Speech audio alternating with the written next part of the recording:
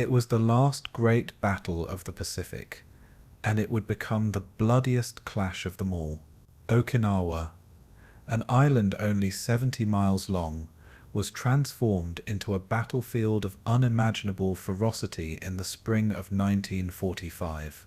Here, American forces faced not just the Japanese army, but an entire strategy of desperation, one designed to bleed the invaders white, to turn every cave, every ridge, and every village into a fortress.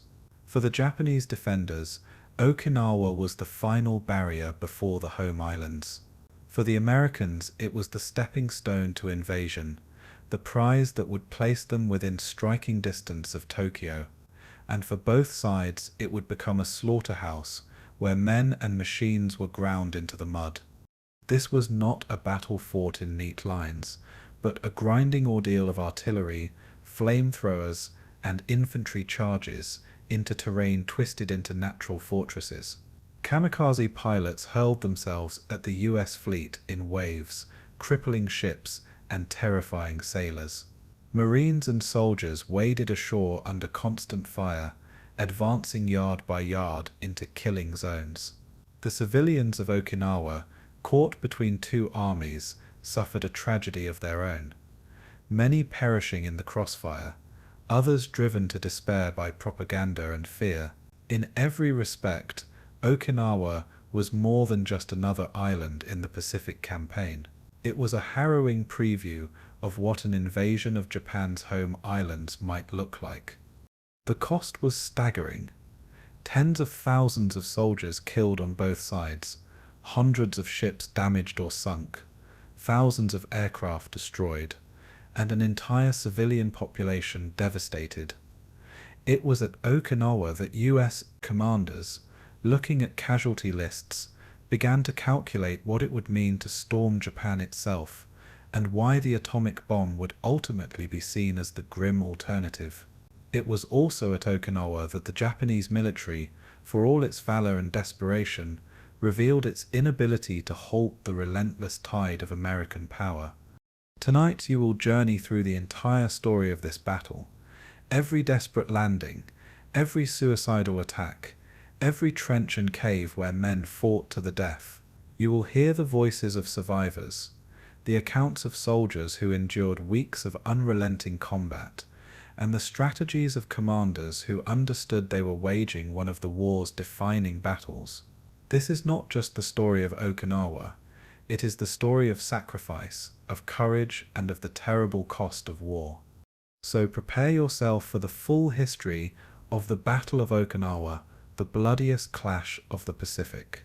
And before we begin, let us know in the comments, where are you tuning in from, and what time is it for you right now?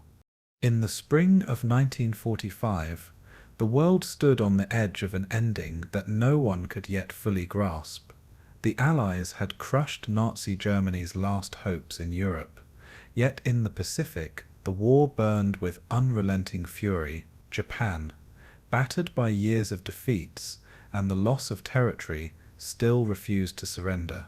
Between the American forces and the Japanese home islands lay Okinawa, the largest island of the Ryukyus, a chain stretching like stepping stones across the East China Sea.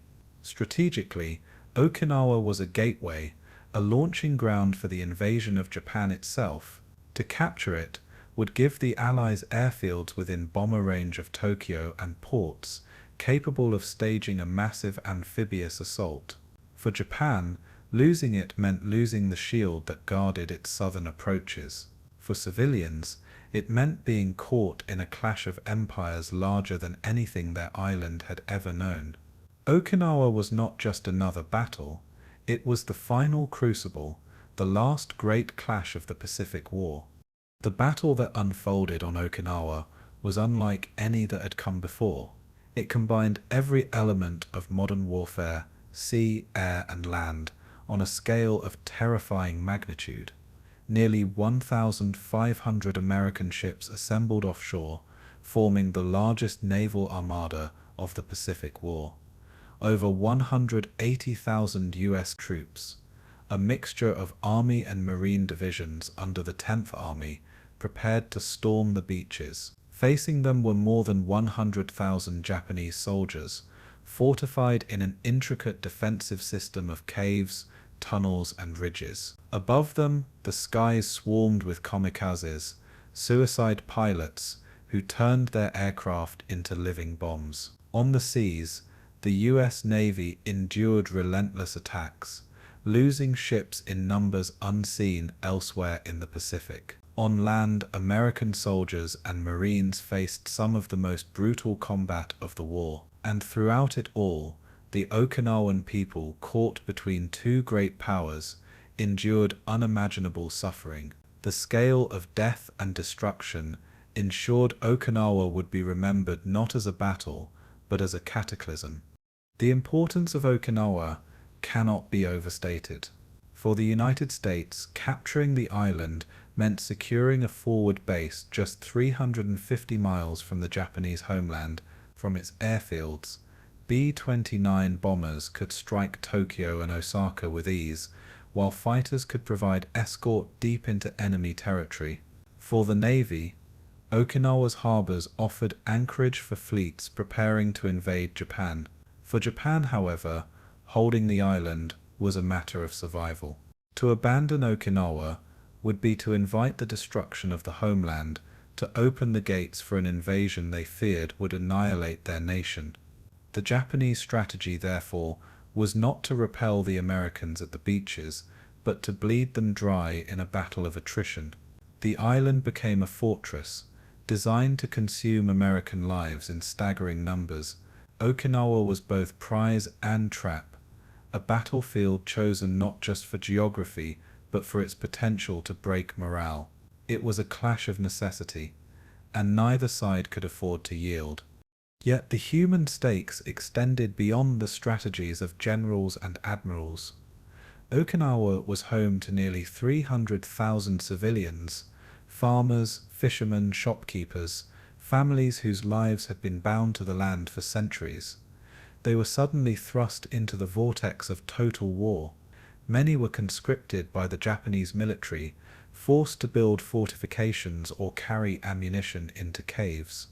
Others were caught in the bombardments, their homes reduced to rubble, their fields turned into killing grounds. The American invasion promised liberation from Japanese militarism, yet it also brought devastation. Families huddled in caves as shells pounded the hills above them. Mothers carried children on their backs, fleeing from advancing troops only to find themselves trapped between two armies. For Okinawans, the battle was not about conquest or defense, it was about survival. Their suffering would become one of the darkest chapters in the story of the Pacific War. The American High Command knew Okinawa would be brutal, but even they underestimated what was to come. Intelligence revealed Japanese fortifications, but not the full extent of the underground labyrinth that honeycombed the island. The ferocity of the kamikaze threat was anticipated, but not its sheer persistence, with waves of suicide planes crashing into US ships day after day. The rain, mud, and relentless resistance turned what many had hoped would be a quick campaign into a grinding slaughter. In the end, it would last nearly 3 months, costing tens of thousands of lives on both sides for American soldiers and Marines. Okinawa became a test of endurance unlike anything they had experienced before. For sailors, it was the most dangerous assignment of the war, and for the Japanese, it was a chance to prove their willingness to sacrifice everything for their homeland. The Crucible was set, and all who entered would be changed forever. The battle also carried immense political implications. As American forces bled on the ridges of Okinawa, President Truman and his advisors considered what an invasion of Japan would mean. The casualty figures emerging from the island were staggering, painting a grim picture of what awaited on the mainland. Military planners estimated that invading Japan itself could cost hundreds of thousands of Allied lives and millions of Japanese casualties. The ferocity of Okinawa forced American leaders to contemplate alternatives. The atomic bomb, still in development, loomed as a possible answer. Thus, Okinawa was not just a battle in its own right, it was a prelude to the decision that would end the war. The suffering on its beaches and hills echoed into the highest levels of strategy. It was here that the world glimpsed the true cost of invading Japan, and it was here that history shifted toward its most fateful conclusion. For the Japanese, Okinawa represented both tragedy and valor. General Mitsuru Ushijima, commanding the 32nd Army, orchestrated a defensive strategy of grim determination. Rather than launching futile counterattacks at the beaches, he withdrew his forces into the island's southern ridges, prepared for a slow, deliberate defense. His goal was not victory but delay, to buy time for Japan to bleed the Americans and perhaps to influence political negotiations. His soldiers, many of them conscripts with little training, were ordered to fight to the death. Kamikaze pilots launched from Kyushu in wave after wave, crashing into American ships in fiery spectacles of sacrifice. To the Japanese high command, Okinawa was a stage to demonstrate their resolve. To the soldiers and civilians forced into that role, it was a death sentence. This philosophy of total sacrifice defined the battle, turning Okinawa into a monument of human endurance and destruction. The Battle of Okinawa would come to symbolize the Pacific War's climax, a collision of strategy, ideology, and humanity at its most brutal. It was the largest amphibious assault of the Pacific Campaign, the deadliest naval battle in American history, and one of the most costly land engagements of World War II. When it ended, more than 200,000 people were dead, soldiers, sailors, airmen, and civilians alike. The island itself was left in ruins, its fields churned into mud, its villages obliterated, yet out of this destruction emerged lessons that shaped the end of the war and the post-war world. Okinawa proved that Japan would fight to the last man, and that an invasion of the homeland would be catastrophic. It demonstrated the power of naval air defense, the horror of kamikaze warfare, and the resilience of human beings under unimaginable stress. Okinawa was the final crucible. It was not merely a battle, it was the Pacific War distilled into its purest, bloodiest form. By early 1945, the Pacific War had entered its final phase, and both sides knew that the climax was near. The Allies had island-hopped across the Central Pacific, seizing strongholds at Tarawa, Saipan, Guam, Pelileo, and, most recently, Iwo Jima. Each victory had drawn them closer to Japan's home islands, but each came at a heavier cost in lives. For American strategists, the capture of Okinawa was not simply a tactical objective, it was a necessity. Its proximity to Kyushu made it the perfect springboard for Operation Downfall, the planned invasion of Japan itself. From its airfields, B-29 said could fly escorted bombing raids directly to Tokyo, while its harbors could shelter fleets preparing for the final assault. The lessons of Iwo Jima had made clear the cost of fighting dug-in Japanese forces. Yet there was no alternative. Okinawa stood as the last barrier. To take it was to pry open the gates to Japan. To lose it was unthinkable. American planning for Okinawa fell under Operation Iceberg, one of the most ambitious amphibious campaigns ever conceived. The U.S. 10th Army, under the command of Lieutenant General Simon Bolivar Buckner Jr., would lead the assault. It consisted of over 180,000 troops, including both U.S. Army and Marine divisions, backed by the most powerful naval armada ever assembled in the Pacific, nearly 1,500 ships, ranging from battleships to tiny landing craft. Admiral Raymond Spruance, commanding the Fifth Fleet, coordinated naval operations, while Admiral Chester Nimitz oversaw the broader Central Pacific Drive. The goal was clear: seize Okinawa, neutralize Japanese resistance, and establish bases for the coming invasion of Japan. Yet within these plans was an acknowledgement of grim reality. The battle would be long, bloody, and costly, perhaps the bloodiest yet. American planners anticipated tens of thousands of casualties. What they did not yet grasp was the full scale of Japanese preparations, nor the ferocity that awaited them. For Japan, Okinawa represented the last defensive line before the homeland itself. The loss of the Marianas in 1944 had already brought B-29 bombers within range of Tokyo. The fall of Iwo Jima in March 1945 eliminated a critical forward air defense line and gave the Americans an emergency landing strip for damaged bombers.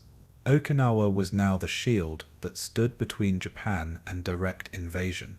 The Imperial Japanese Army recognized this and poured more than 100,000 troops onto the island, under the command of General Mitsuru Ushijima. They dug deep, constructing tunnels, caves, and underground fortresses across the southern ridges. Unlike earlier battles, where Japanese forces had attempted futile beach defenses, the strategy here would be different. They would allow the Americans to land largely unopposed, then drag them into a war of attrition inland. Every ridge, every hill, every cave mouth would become a fortress. The goal was not victory, but delay and devastation. This strategy was born from desperation, but also from bitter lessons. At Saipan and Leyte, Japanese counterattacks had been shattered by American firepower, leading to catastrophic losses. At Iwo Jima, the Japanese had held out for weeks by abandoning beach defenses and retreating into a honeycomb of caves and bunkers. Okinawa would take this concept to its extreme. The Shuri line, a complex defensive belt anchored around the ancient capital of Shuri, became the heart of the Japanese plan. General Ushijima and his fiery chief of staff, General Izumu Cho, believed that by inflicting massive casualties they could weaken American resolve.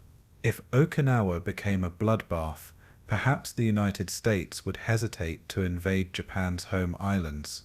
For Japan's leaders, Okinawa was both battlefield and bargaining chip, a last chance to influence the war's outcome. In their eyes, the island was to be sacrificed for the survival of the nation. The defenders knew they would not leave alive. At the same time, Japan turned increasingly to its most desperate weapon, the kamikaze. By 1945, Japan's air force was shattered, its veteran pilots dead, and its factories crippled by bombing. But it could still build planes, and it still had young men willing to die. The special attack units, better known as kamikazes, were unleashed in waves, tasked with hurling themselves into American ships. Okinawa, with its massive concentration of US naval power, became the prime target for this grim tactic. Japanese planners envisioned hundreds, even thousands, of suicide sorties, aiming to sink carriers, destroyers, and transports before they could deliver men and supplies ashore. It was a strategy born of futility, yet fueled by fanaticism. The skies over Okinawa would soon be filled with these human bombs, crashing into steel hulls in pillars of fire. For sailors, the sea would become as dangerous as the battlefield. For Japan, it was the last gamble. The decision to invade Okinawa was not made lightly in Washington. American leaders understood that every step closer to Japan brought greater resistance and heavier casualties. Yet they also knew that bypassing Okinawa was impossible. Without it, the invasion of Japan would lack staging grounds, supply depots, and the airfields necessary for sustained operations. The capture of Okinawa would shorten the war, but it would also test the American public's endurance. As the war in Europe drew to a close, attention shifted increasingly to the Pacific. Victory was near, but it was not yet secure.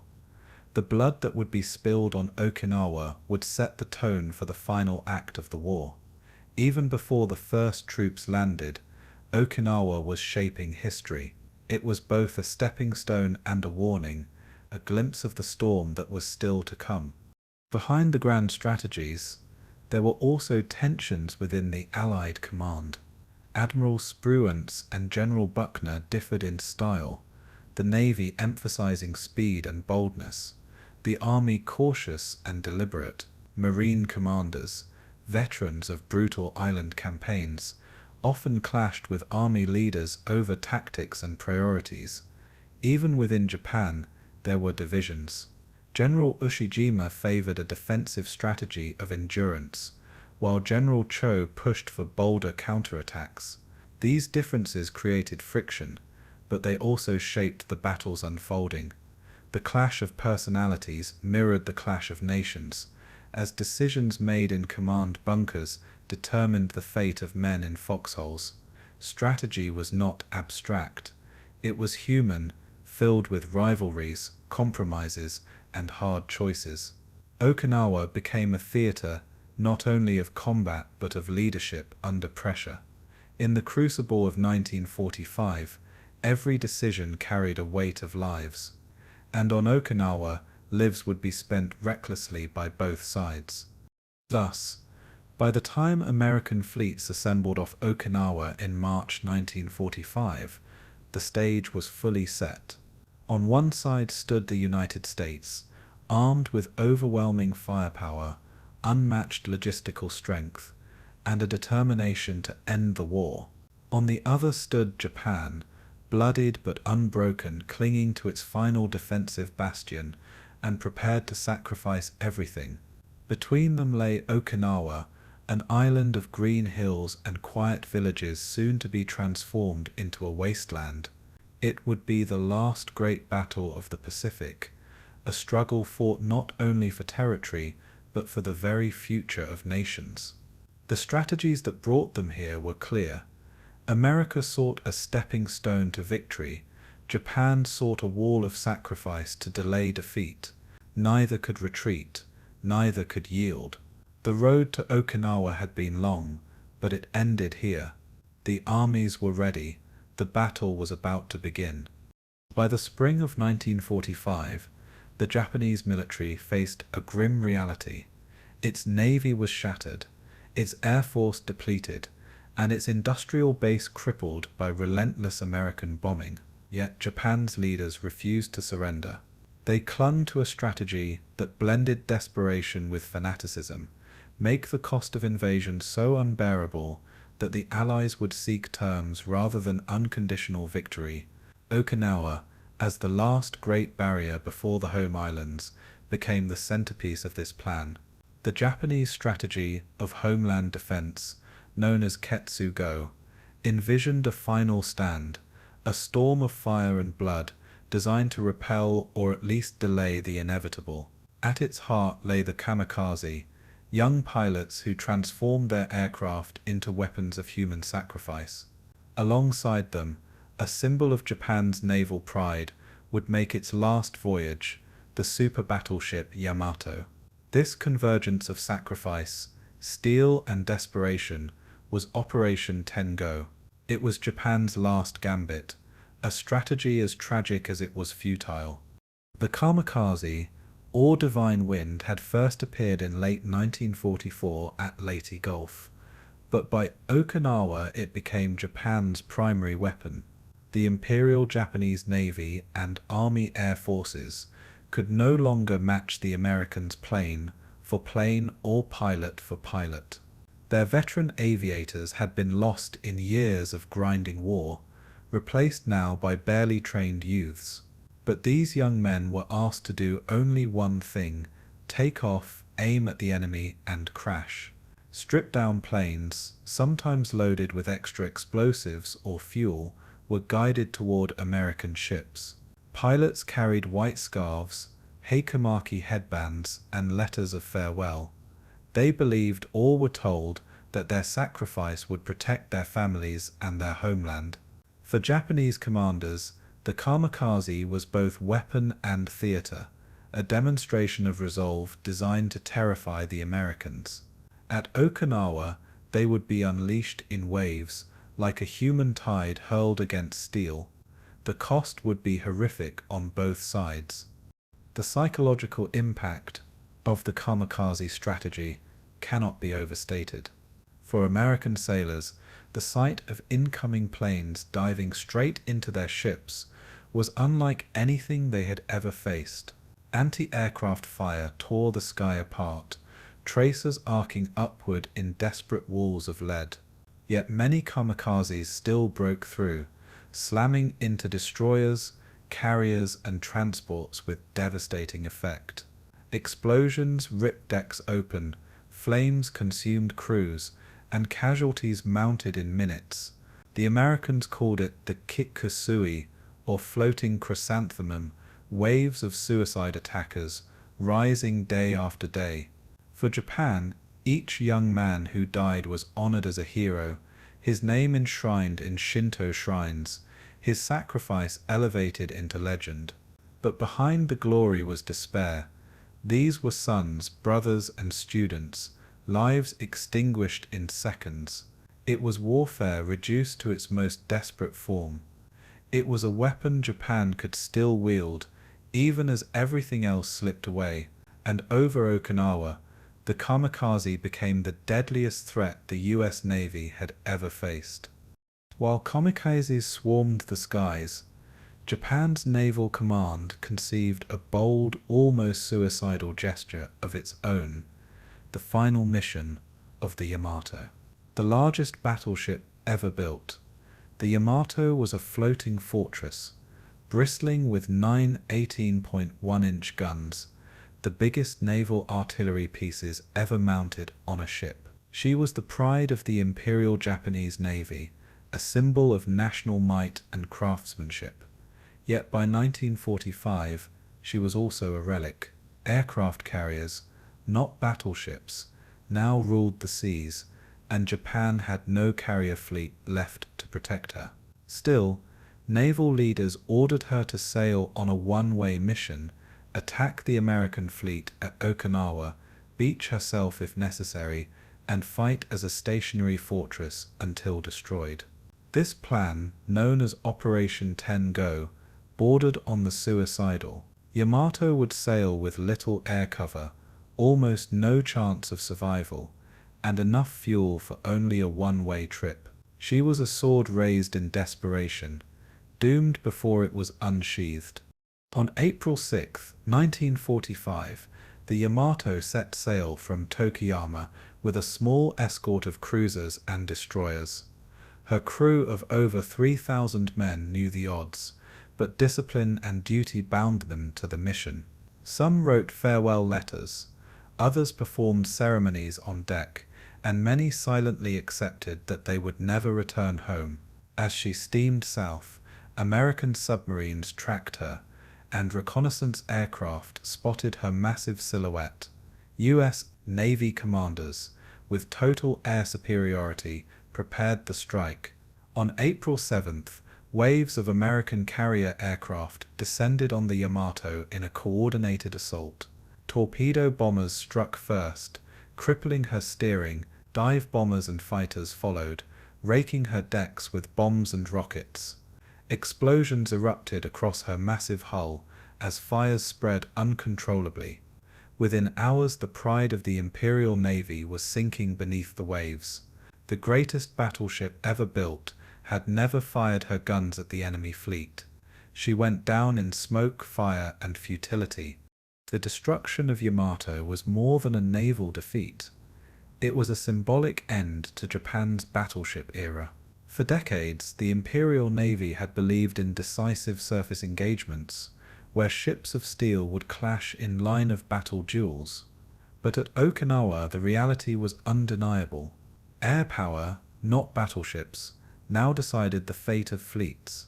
The Yamato had sailed with courage but no purpose, sacrificed in a gesture of national pride rather than strategic necessity.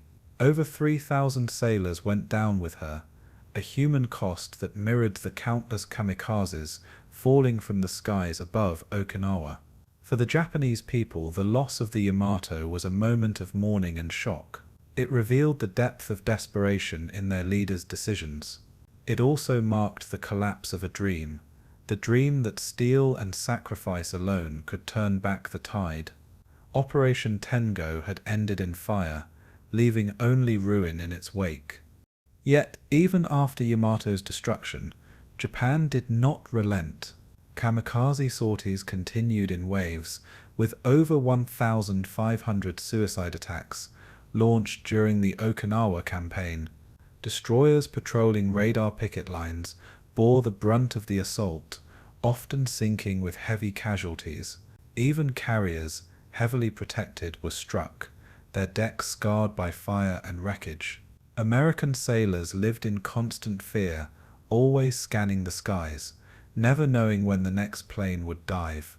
For Japan, each kamikaze was both a weapon and a message: we will fight to the end. The cumulative effect was devastating. Over 30 American ships were sunk, and hundreds damaged. Tens of thousands of sailors were killed or wounded. The kamikaze strategy could not win the war, but it inflicted pain and fear in ways conventional warfare could not. It was attrition by human sacrifice, and it revealed just how far Japan was willing to go in its defense of the homeland. Operation Tengo and the waves of kamikaze assaults defined Japan's last great gamble in the Pacific.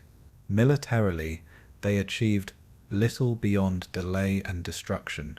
Strategically, they underscored Japan's hopeless position, fighting with desperation rather than hope of victory. Yet psychologically, they left an indelible mark. American leaders, watching the carnage unfold, drew chilling conclusions about what an invasion of the Japanese home islands would mean. If Okinawa unleashed such fury, what would await on Kyushu or Honshu? The sacrifices of Yamato's crew and thousands of kamikaze pilots were heroic to some, tragic to others, but ultimately futile in the face of overwhelming American might. Operation Tengo was not a turning point. It was a death throw. A nation in decline grasped for symbols, for gestures, for anything that might delay defeat.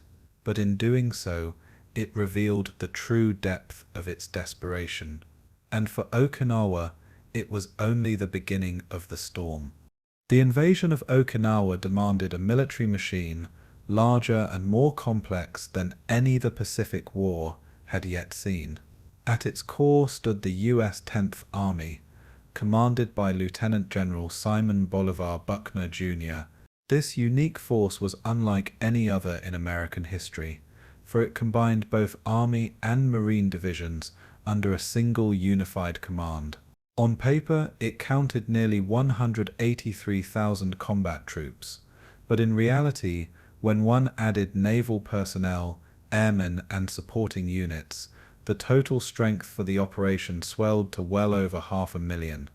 The logistical challenge of moving, supplying, and coordinating such a force was staggering. It required coordination across thousands of miles of ocean, drawing men and material from Hawaii, the Marianas, the Philippines, and the United States itself. Each rifle, tank, and artillery shell had to be shipped across the Pacific, catalogued and staged for the assault. The 10th Army was more than a fighting unit. It was a mobile empire of war. Its assembly was a feat of organization equal to its eventual combat. The 10th Army's combat corps included 4 Army divisions and 3 Marine divisions.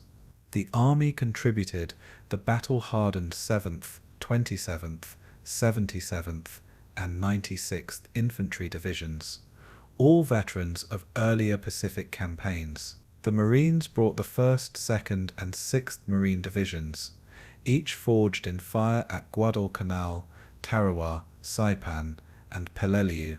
Together, these units formed a blend of experience and raw determination, accustomed to island warfare, but unprepared for the unprecedented scale awaiting them on Okinawa.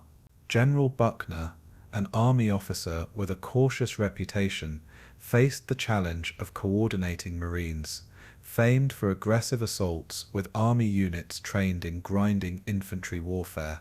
His staff worked tirelessly to integrate command structures, communications, and tactical doctrines. Under Buckner's leadership, the 10th Army represented a symbol of inter-service cooperation, uniting Army and Marine Corps in a single spearhead. Their combined strength was designed to smash through Japanese defenses and hold the island no matter the cost. On Okinawa, their cooperation would be tested to its limits.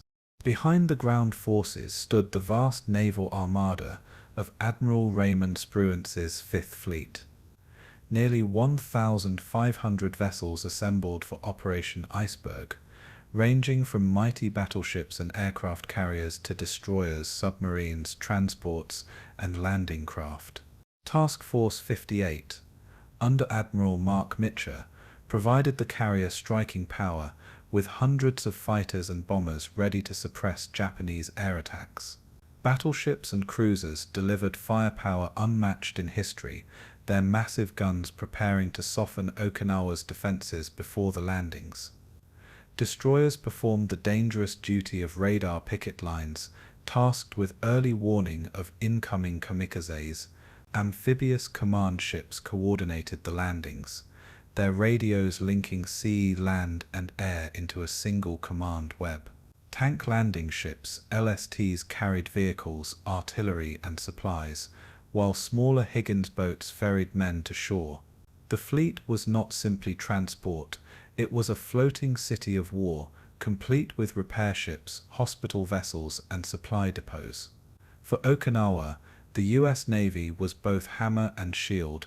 It bore the burden of sustaining the invasion. The scale of logistics behind Operation Iceberg was breathtaking. Over 7.5 million tons of supplies were staged, including food, ammunition, fuel, and medical equipment. Thousands of vehicles, Sherman tanks, half-tracks, jeeps, and bulldozers were loaded into landing craft. Mountains of artillery shells were stacked in holds, waiting to be fired in the weeks of bombardment and ground combat ahead. Engineers prepared to construct new airfields within days of the landings, bringing bulldozers, steel matting, and construction crews. The medical corps assembled hundreds of doctors, nurses, and corpsmen, supported by floating hospitals equipped to treat thousands of casualties. Chaplains, supply clerks, and maintenance crews joined the vast support train, ensuring every soldier and marine had the means to fight. Each can of rations, each jerry can of fuel, each roll of bandages represented a tiny cog in the immense war machine. The scale was unprecedented. It was not simply an invasion, it was the construction of an empire of war on foreign soil. Air power was equally critical to the plan. The 10th Army was supported by the Tactical Air Force, commanded by Marine Lieutenant General Roy Geiger. This force included Marine aviation squadrons, Army Air Forces fighters, and carrier-based aircraft from the Fifth Fleet. Their tasks were multifaceted: neutralize Japanese airfields, provide close air support for advancing infantry, and intercept kamikaze attacks before they reached the fleet. Fighters like the F-4U Corsair and P-47 Thunderbolt roared overhead, strafing enemy positions and guarding the skies. Dive bombers and torpedo planes targeted coastal defenses and shipping. Reconnaissance aircraft mapped terrain and spotted hidden artillery positions. For the first time in the Pacific, air, land, and sea power were integrated into a single coordinated assault on this scale. The Americans' new control of the skies would be decisive, not only to shield the fleet, but also to grind down Japanese defenders on land. Air power was not an accessory. It was the glue binding the invasion together. Preparation also meant training. In the weeks before the assault, Army and Marine units rehearsed amphibious landings on practice beaches in the Marianas and Philippines. Troops stormed ashore from landing craft, coordinated with tanks, and practiced establishing beachheads under simulated fire. Engineers drilled on clearing minefields and obstacles, while medical units practiced casualty evacuation under combat conditions. Naval gunfire support teams trained in coordinating with infantry, learning how to call in barrages from battleships with precision. Communication systems were tested and retested, ensuring that radios functioned even under the chaos of combat. Amphibious doctrine, refined through years of bloody experience, reached its peak in these rehearsals. Each man understood his role in the vast choreography of the landing, but no rehearsal could replicate the reality of Okinawa, the mud, the rain, the caves, and the ferocity of Japanese resistance. Still, the training gave confidence. The 10th Army was as ready as war could make it. General Buckner himself was acutely aware of the stakes. The son of a Confederate general, he had risen through the ranks to command one of the largest American armies of the war. His leadership style was pragmatic, methodical, and steady, though sometimes criticized as overly cautious. Buckner believed in overwhelming firepower and deliberate advances, rather than reckless assaults. His staff worked tirelessly to ensure every aspect of the invasion was meticulously planned. Yet Buckner also understood that no plan would survive contact with Okinawa's reality. The island's terrain, weather, and hidden defenses promised unforeseen challenges. He would soon find himself locked in debates with Marine commanders who preferred bolder, faster strikes. These tensions reflected the complexity of commanding such a vast and diverse force. But Buckner's responsibility was absolute: lead the 10th Army to victory, no matter the cost. His name, like Okinawa itself, would soon be written in blood. By late March 1945, the preparations were complete. Hundreds of ships crowded staging areas around Ulithi and Leyte, loaded with men, tanks, and supplies. The sea lanes churned with convoys moving toward Okinawa, a procession of steel stretching beyond the horizon. On the decks of transports, soldiers cleaned rifles, checked gear, and wrote letters home. Marines sharpened bayonets and memorized maps of landing zones. Navy gunners drilled at their stations, knowing kamikazes would come for them soon. Pilots studied charts, learning the terrain they would bomb and strafe in days to come. The entire machine, from generals to cooks, was wound tight with anticipation. For many, it felt like the moment before a storm. Too quiet, too calm, too vast to fully comprehend. The 10th Army was ready. The largest amphibious invasion of the Pacific War was about to begin, and Okinawa, quiet beneath the spring sky, awaited the arrival of the giant. Long before the thunder of war reached its shores, Okinawa was a land of peace, culture, and tradition. Known as the heart of the Ryukyu Islands, it had been an independent kingdom for centuries before being absorbed into Japan in the 19th century. Its people carried a unique heritage, distinct in language, music, and ritual, neither fully Japanese nor fully foreign. Villages thrived on rice paddies, fishing boats, and small family plots, tied to the rhythms of the land and sea. Festivals were marked with folk dances, drums, and the haunting notes of the sanshin, a three-stringed instrument unique to Okinawan life. Family bonds were sacred, with ancestors honored through rituals and stone tombs that dotted the countryside. Children played in open fields, elders guided community life, and the people lived largely outside the currents of global power. Yet by 1945, Okinawa's quiet world stood directly in the path of history's most violent storm. It was not a battlefield by choice. It was a battlefield by geography. When Japan annexed Okinawa, it brought not only governance but also militarization. By the time the Pacific War reached its climax, the island had become a vital outpost in Japan's defense. Okinawans were drafted into labor, building airfields, roads, and fortifications under the eye of Japanese soldiers. Civilians were conscripted into auxiliary units, handed bamboo spears, and told they would defend their homes if the Americans came. Many were forced to dig tunnels, carve bunkers into hillsides, and carry ammunition to frontline troops.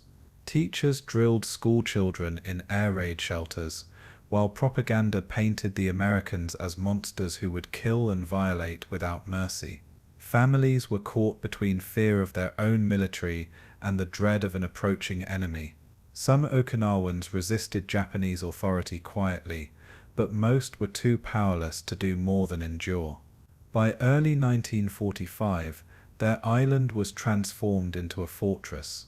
Their homes became bunkers, their fields became killing grounds, and their lives became hostages to empire. The Japanese military viewed the Okinawan people with suspicion, often questioning their loyalty. Because Okinawan culture was distinct from that of mainland Japan, commanders feared that civilians might cooperate with American forces. This fear led to harsh measures, forced relocations, strict curfews, and sometimes outright executions of those accused of spying.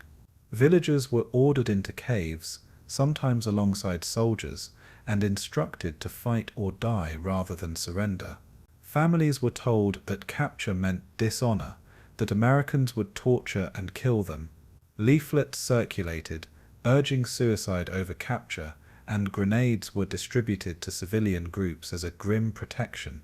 Children too young to understand were caught in this web of propaganda and terror. Mothers whispered promises that they would protect their children, even if it meant choosing death over surrender. For the people of Okinawa, the line between civilian and soldier blurred. They were drawn unwillingly into a war not of their making. The arrival of the American Armada in late March 1945 sent waves of fear through Okinawan villages. From the beaches, civilians could see the endless horizon filled with ships, more than they had ever imagined possible. Naval bombardments shook the ground, collapsing homes and scattering families into caves and shelters. Farmers abandoned their fields, fishermen hid their boats, and entire communities vanished underground. In dark caverns, families huddled together as explosions echoed through the earth. Food became scarce, with rice stores looted by soldiers and fields destroyed by shells. Clean water was hard to find. Disease spread quickly, and the stench of war seeped into every corner of civilian life. Children cried in hunger, mothers tried to quiet them for fear of drawing attention, and elders prayed in silence. For many Okinawans, survival became a daily gamble. Whether by starvation, bombardment, or crossfire, death seemed to stalk them at every turn. Caught between two armies, the Okinawan people endured horrors few could imagine. Japanese soldiers often forced civilians into service, using them as porters or even human shields. American troops, advancing cautiously through fields and villages, sometimes mistook terrified civilians for combatants. Families hiding in caves were caught in the crossfire, with grenades and flamethrowers flushing out defenders and innocents alike. Rumors spread of entire families committing suicide rather than face capture. Parents strangled infants to prevent their cries from giving away hiding places. Others leapt from cliffs into the sea, driven by fear and despair. For the Okinawans there was no safe choice. Surrender meant risking Japanese retribution. Resistance meant certain destruction. Every decision carried mortal danger. The people were trapped in a war that cared nothing for their survival. They were not combatants, yet they bore the heaviest cost of all. The suffering was not only physical, but cultural. Villages that had stood for generations were erased in weeks of fighting. Sacred sites were desecrated, ancestral tombs shattered by artillery blasts, and centuries-old traditions destroyed in the chaos. The Sanshin fell silent, replaced by the roar of guns. Fields of sugarcane burned, leaving behind blackened stumps where children once played. Teachers, priests, and community elders, pillars of village life, were often killed or displaced, leaving families adrift. Okinawa's identity itself seemed under assault, as Japanese militarism sought to erase local traditions in the name of imperial unity, while American firepower erased the land itself. For survivors, the war was not only a loss of life, but a loss of heritage. They emerged from caves to find their homes gone, their families shattered, and their culture scarred. The Okinawan soul carried wounds as deep as the physical devastation. These wounds would echo long after the war's guns fell silent. Amid the devastation, stories of extraordinary resilience emerged. Some Okinawans risked their lives to shelter wounded neighbors, sneaking food into caves under fire. Others guided lost children through the ruins, trying to keep families together even as their own were scattered. In some villages, elders negotiated fragile truces, urging civilians to surrender to the Americans despite Japanese threats. A few even served as interpreters, bridging the gap between conqueror and conquered in desperate attempts to save lives. Acts of compassion and courage shone like faint lights in a sea of destruction. Yet for every life saved, countless others were lost to shellfire, hunger, or despair. The resilience of the people could not erase the horror, but it ensured that Okinawa's story was not only one of tragedy, it was also one of endurance, of a people who endured annihilation yet held on to fragments of their humanity. By the end of the battle, Okinawa's civilian population had been decimated. Estimates suggest that between 1/4 and 1/3 of the island's inhabitants perished, over 100,000 lives, extinguished in less than 3 months. The survivors emerged from caves into a landscape of rubble, their villages gone, their families torn apart. They had not chosen this war, yet they had borne its heaviest burden. Okinawa was a stepping stone for the Americans, a shield for the Japanese, but for its people it was home. That home had been transformed into a graveyard. The tragedy of Okinawa was not only its military toll, but its human one. Civilians became victims, pawns, and martyrs in a war of empires. Their suffering stands as one of the most haunting legacies of the Pacific War, and as the world remembers the Battle of Okinawa, it is their story that gives the statistics of war a human face. Long before the first American soldier set foot on Okinawa, the island had already been turned into a battlefield. Beginning in mid-March 1945, waves of American aircraft swept over the Ryukyus, softening targets, cutting communications, and seeking to paralyze Japanese defenses. Carrier task forces struck from the sea, while land-based B-29s thundered from the Marianas. Every day the skies filled with the roar of engines and the whistle of bombs. Airfields were cratered, radar stations smashed, and Japanese aircraft destroyed before they could even take off. Villages near military installations were flattened, their inhabitants scattered or buried beneath rubble. American commanders believed that air superiority was essential, not just to protect the fleet, but to break the defenders' will. By the time the first transports appeared on the horizon, Okinawa's skies belonged almost entirely to the United States. The battle for air control had already been fought, and the outcome was decisive. Following the airstrikes, the U.S. Navy unleashed its greatest concentration of naval gunfire in the Pacific War. Battleships, cruisers, and destroyers gathered offshore, their decks bristling with massive guns. From 16-inch naval rifles to rapid-firing 5-inch batteries, they opened a curtain of fire that shook the earth. Shells screamed overhead, exploding in geysers of smoke and fire across ridges, villages, and coastal defenses. Entire hillsides were scoured of vegetation, their greenery replaced by cratered moonscapes. The bombardment was relentless, stretching on for days. Japanese positions on the beaches, gun emplacements, and suspected cave entrances were pounded without pause. To sailors watching from the decks, it seemed impossible that anything could survive. The island looked aflame, a churning storm of steel and smoke. It was destruction on an industrial scale, the fury of entire fleets directed at a single island. Yet beneath the bombardment, the Japanese waited, silent, hidden, unbroken. The naval bombardment was not merely a display of power, it was a calculated attempt to neutralize defenses. Fire support teams had mapped suspected fortifications with reconnaissance photos, aiming to reduce the risk for infantry who would soon land. Battleships like the USS Tennessee and USS Idaho poured thousands of shells into coastal strongpoints.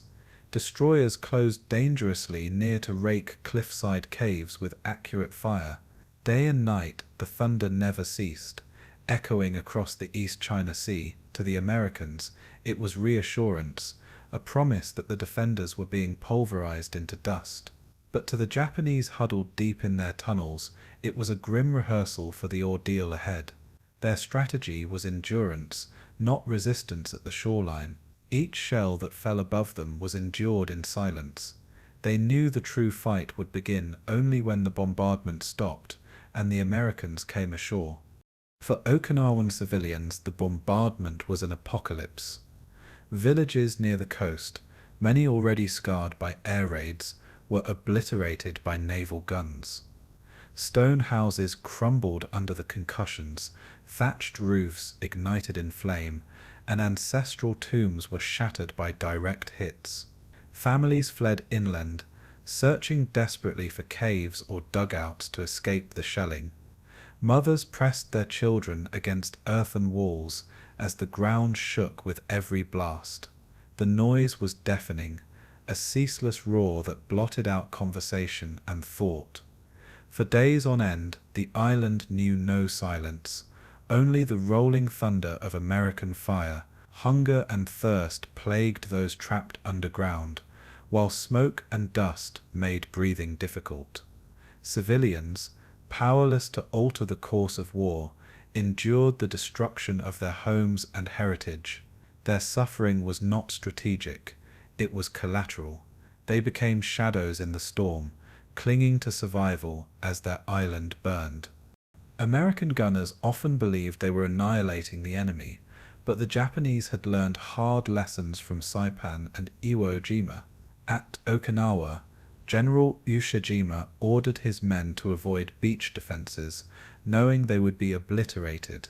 Instead, troops withdrew into the island's interior, into caves, tunnels, and the labyrinth of the Shuri line.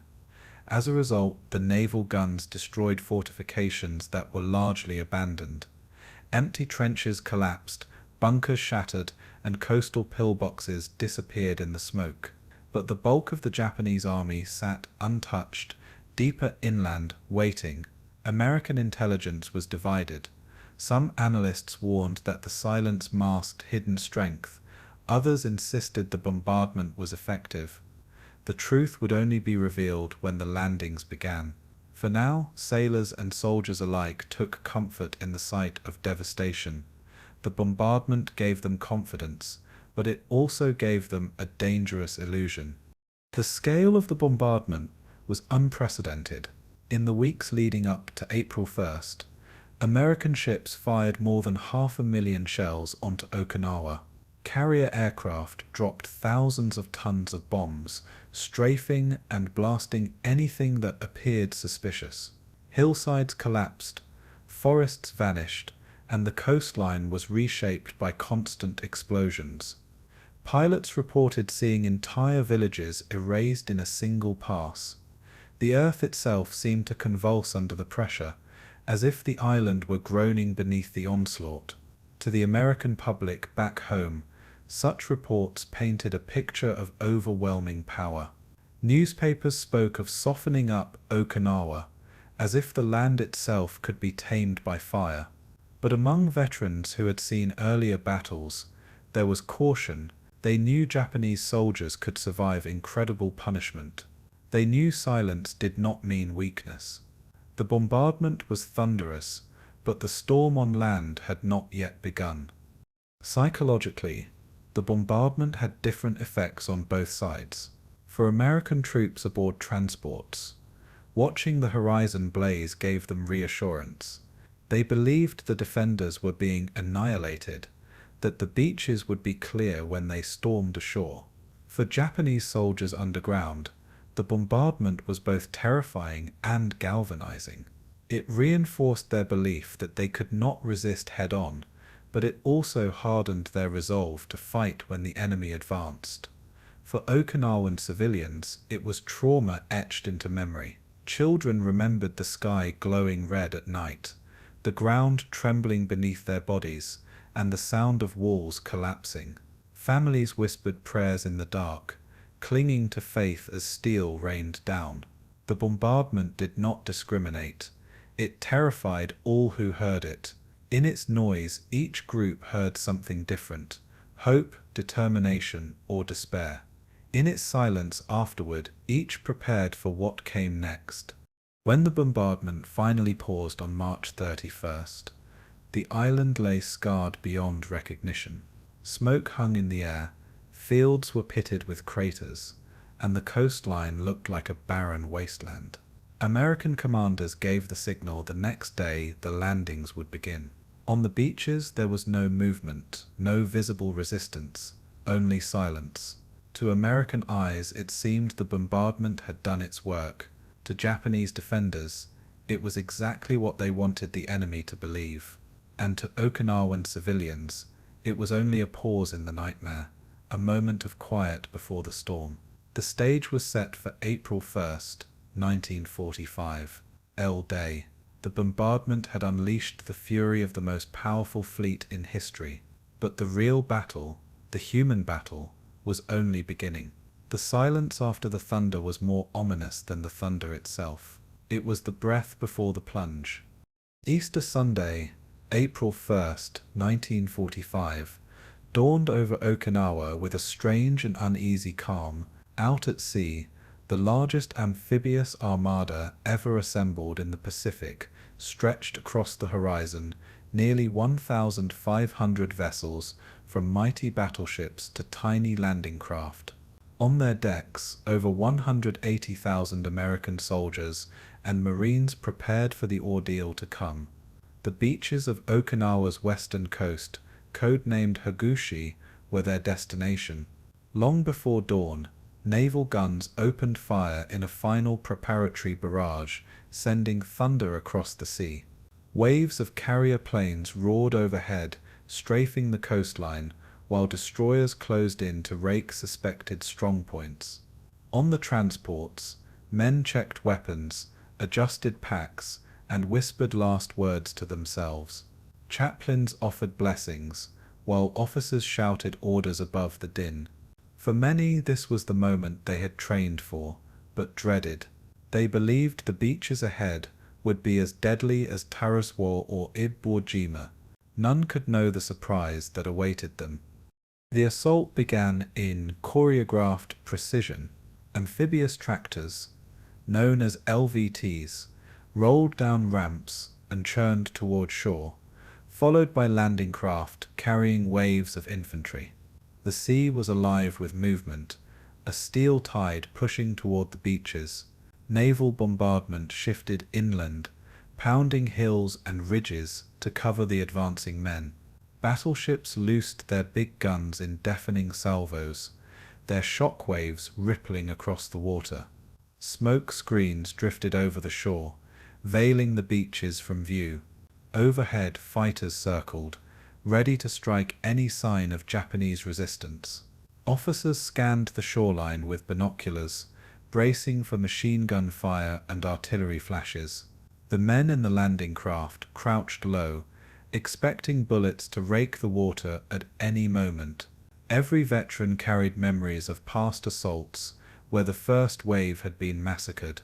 On April 1st, they steeled themselves for the same fate, but as the craft ground onto the sand, silence reigned. To the astonishment of the Americans, the beaches of Hagushi were undefended. No machine guns rattled, no artillery shells exploded, no waves of Japanese soldiers charged into the surf. Marines leapt from their craft expecting blood and chaos, only to find quiet sand.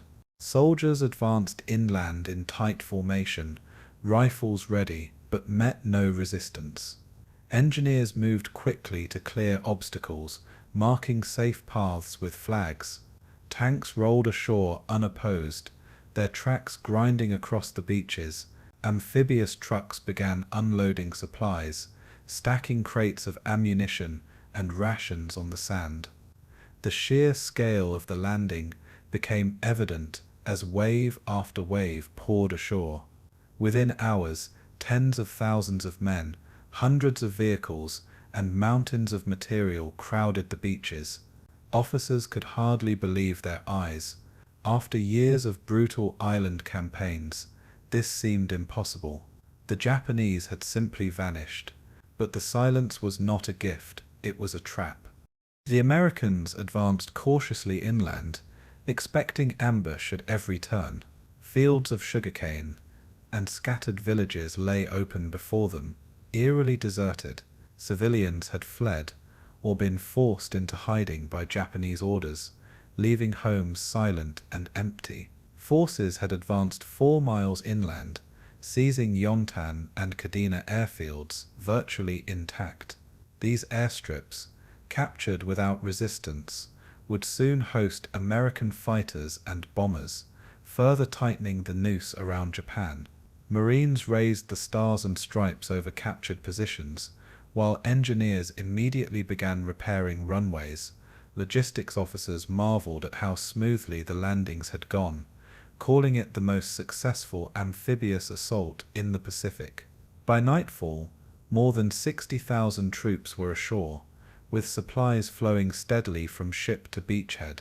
The victory seemed too easy. Experienced officers warned that such fortune never lasted in war. Somewhere, the Japanese were waiting, and they were waiting well. The initial success brought relief, but also unease. Men whispered about the strangeness of it all. How could an island bristling with 100,000 defenders offer no resistance? At Tarawa, Marines had been slaughtered in the surf. At Iwo Jima, they had fought for every inch of sand. Here the beaches were taken without a fight. Some soldiers joked nervously, calling it the April Fool's Landing, a reference to the date. Others grew more anxious, convinced the enemy was luring them into something far worse. Commanders knew from intelligence reports that the Japanese had prepared a massive defensive line further south. The silence was deliberate, a strategy to draw American forces inland where terrain favored the defenders. For now the Americans dug foxholes, strung barbed wire, and prepared for counterattacks that never came. The absence of battle was not peace, it was foreboding. Every soldier sensed that Okinawa's true fight lay ahead. Meanwhile, to the north, the 6th Marine Division began its drive up the Motobu Peninsula. Here, resistance was light at first, though small groups of Japanese soldiers launched sniper fire and scattered ambushes. In the south, army divisions moved cautiously toward Naha and the Shuri line. The geography of Okinawa was revealing itself: open farmland in the north, rugged ridges and limestone escarpments in the south. The Americans quickly realized that the Japanese had chosen their ground carefully. Instead of dying on the beaches, they had retreated into caves, tunnels, and fortified positions across the island's southern hills. Their goal was not to repel the landing, but to bleed the invaders once they advanced. This realization spread unease across the ranks. What seemed like an easy victory was simply the opening act of something far darker. The landings were the calm before a storm, unlike any the Americans had yet faced. Despite the unease, the achievement of April 1st was historic. Never before had so many troops been landed in a single day in the Pacific. Nearly 60,000 men, supported by thousands of vehicles and tons of supplies, established a secure beachhead without major loss. Yontan and Kadena airfields fell into American hands almost immediately, an unexpected windfall that accelerated Allied operations. The fleet offshore continued to pour reinforcements ashore, turning the western beaches into a bustling hub of war. Engineers built roads from the sand inland, while supply officers organized depots to feed the advancing divisions. Medical units established aid stations, preparing for casualties that had not yet come. The organization and efficiency of the landing spoke to years of experience and lessons learned from previous campaigns. It was by every measure a triumph of planning and execution, but for veterans, triumph was always temporary.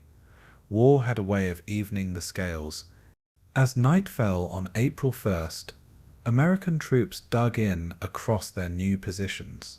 The beaches glowed with fires from supply dumps, vehicles and floodlights, guiding continuous landings through the night. Offshore, ships kept their guns ready, scanning the horizon for kamikaze attacks. Inland, soldiers crouched in foxholes, straining their ears for the sound of Japanese counterattacks that never came. Instead, they were met with silence, broken only by distant artillery, rumbling from the south.